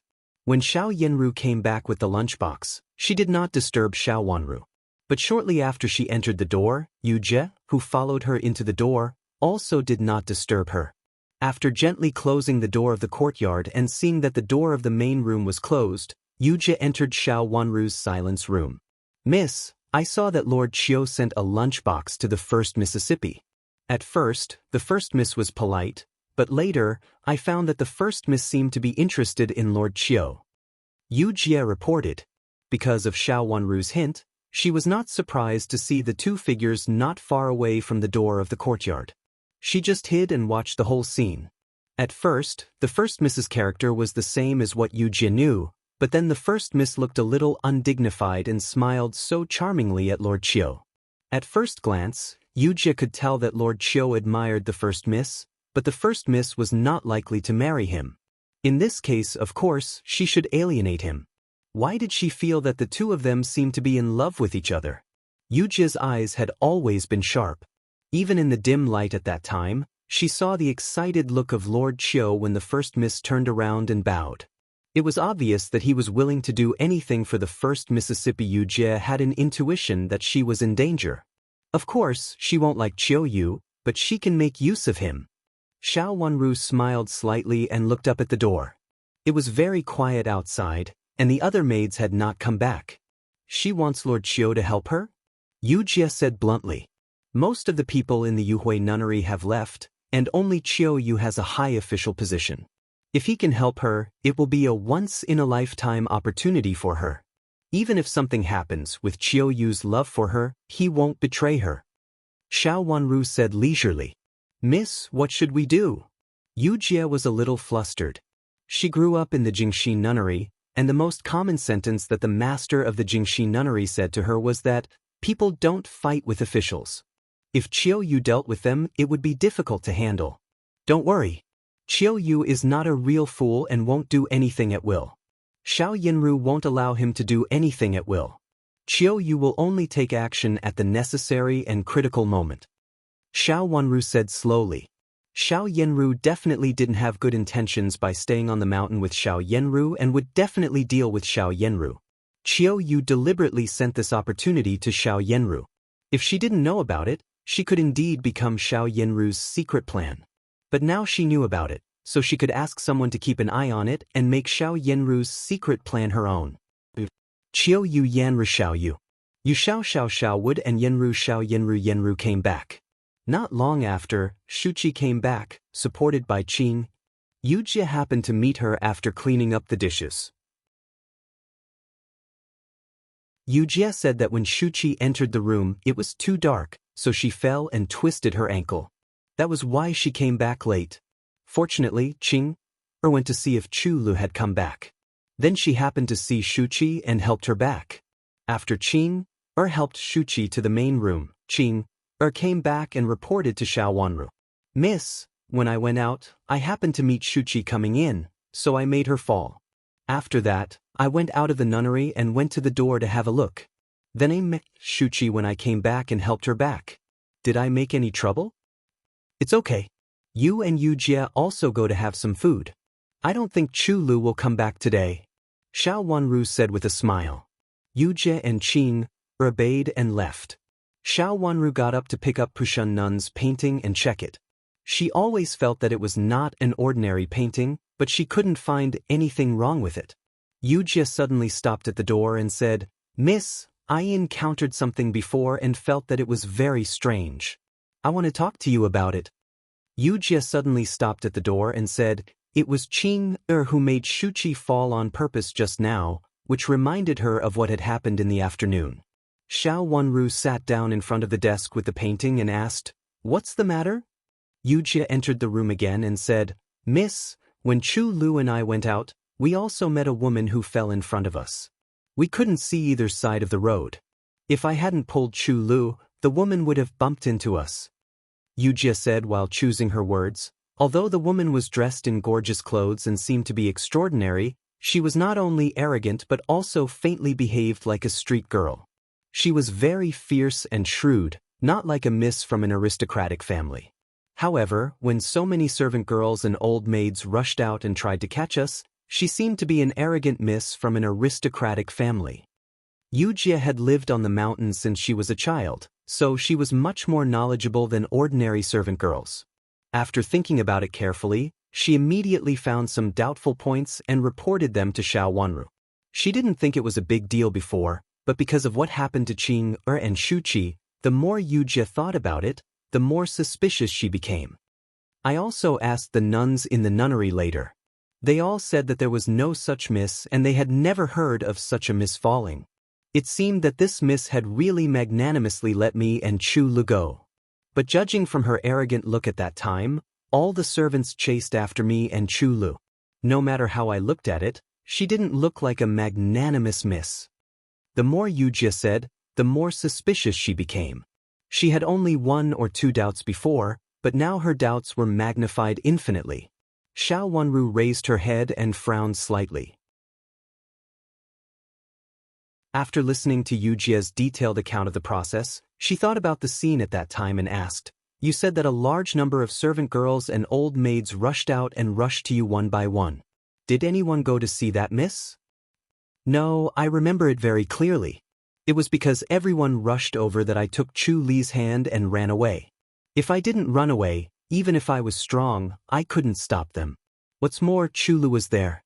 At that time, even if you came forward, we would have been beaten and probably couldn't even keep the painting in our hands. Thinking of the situation at that time, Yu Jie still felt scared. Those servants looked like wolves and tigers. At first glance, she could tell that they were not good people. They seemed to be evil slaves raised by ordinary families. But it was quite surprising that all such evil slaves were sent to Xiao Wanru's side. No one went to check on their miss's injury. Instead, they all rushed to you? Xiao Wanru asked again. Yes, it's like that. It's a very strange feeling. Besides, there is a very remote place. I don't know why this miss came here and happened to rush out. A miss from a noble family shouldn't walk slowly. Why did she rush to us like an anxious servant girl and then seem to blame us? Yu Jie said angrily. Do you still remember that place? Xiao Wanru asked after thinking for a while. Among the few servant girls, Yu Jie was the most observant and could even be compared with Qing, who had been specially trained. It had something to do with her time in Jingxin Monastery. After seeing many people, she could naturally distinguish the differences between some different kinds of people. I remember. Yu Jie nodded. Take me to have a look tomorrow, Xiao Wanru said. There must be something behind it. Although she didn't know what it was, it seemed to be related to her now. Xiao Wanru went to bed very late at night. But even so, she still didn't find anything. Later, she had no choice but to roll up the painting and go to bed. When she got up the next day, it was still early. She asked Yujie to knock on Xiao Yenru's door with the painting and send it to her, saying that someone sent it here just now and that Pushun Nun asked Prince Chen to send it to her. Shuqi had gotten up, but Xiao Yenru didn't get up. However, the knocking on the door woke her up. When Shuqi came in with the painting, she also got up. Hearing the sound on the bed, Shuqi hurriedly put down the painting in her hand, came over, lifted the gauze curtain, and helped Xiao Yenru up. "What happened just now?" Xiao Yenru asked. "It's you, Jie," second Mrs. Servant. "She said that someone sent by Prince Chen to send a painting of Pushun Nun to the first miss," Shuqi said. "A gift from Pushun Nun?" Xiao Yenru frowned. "When she went to see Pushun Nun yesterday, she didn't see her." The door was guarded by the guards of Prince Chen's mansion, who said that Pushun Nun was packing up her things and was about to go down the mountain to enter the Imperial Palace. If it weren't the guards of Prince Chen's mansion who came this time, Xiao Yenru would definitely not come back so obediently. However, the guards inside were from Prince Chen's mansion, so she didn't dare to do that. Prince Chen had always been temperamental and didn't have tender feelings for women. Who knew whether he would order her to be thrown out? At that time, she would be the one to lose face. As the first beauty, if it was said that she was thrown out, it would be a stain on her life. She couldn't have any stain on her. She had to be perfect. After coming back pretentiously, she didn't disturb Pushun Nun anymore. In fact, it didn't matter to her whether she saw Pushun Nun or not. It was Pushun Nun's intention to let her see her before she entered the Imperial Palace. Now the painting was sent to her, which explained why Pushun Nun had asked her to go there. She got up from the bed, walked to the painting with her hair down, and asked Shuqi to help her. After a careful look, she found that the private seal below was indeed Pushun Nun's. She had seen Pushun Nun use the seal. Pushun Nun painted very few paintings, and even fewer of them used the seal. Xiao Yenru had learned painting from Pushun Nun for a period of time, and Pushun Nun had taught her a lot. Occasionally, she would paint a painting by herself, but this kind of painting basically didn't need the seal. Only once did she see Pushun Nun use the private seal, which she had seen accidentally. Later, she had asked to see Pushun Nun's private seal in surprise. She still couldn't recognize the characters on it, but Pushun Nun refused. Pushun Nun only said that the characters were just like characters, which were carved by a close friend of hers when she was young, and it was not a name. Because the characters didn't look like characters, the characters looked light and didn't look like characters. You're tuning in to the Passion Pages YouTube channel. We're so grateful for your support, and don't forget to subscribe to join us on this incredible journey through captivating stories. Your generosity through donations truly makes a world of difference, as it's the primary source of revenue that allows me to expand and enhance this channel for you. Thank you from the bottom of my heart for being a part of this adventure.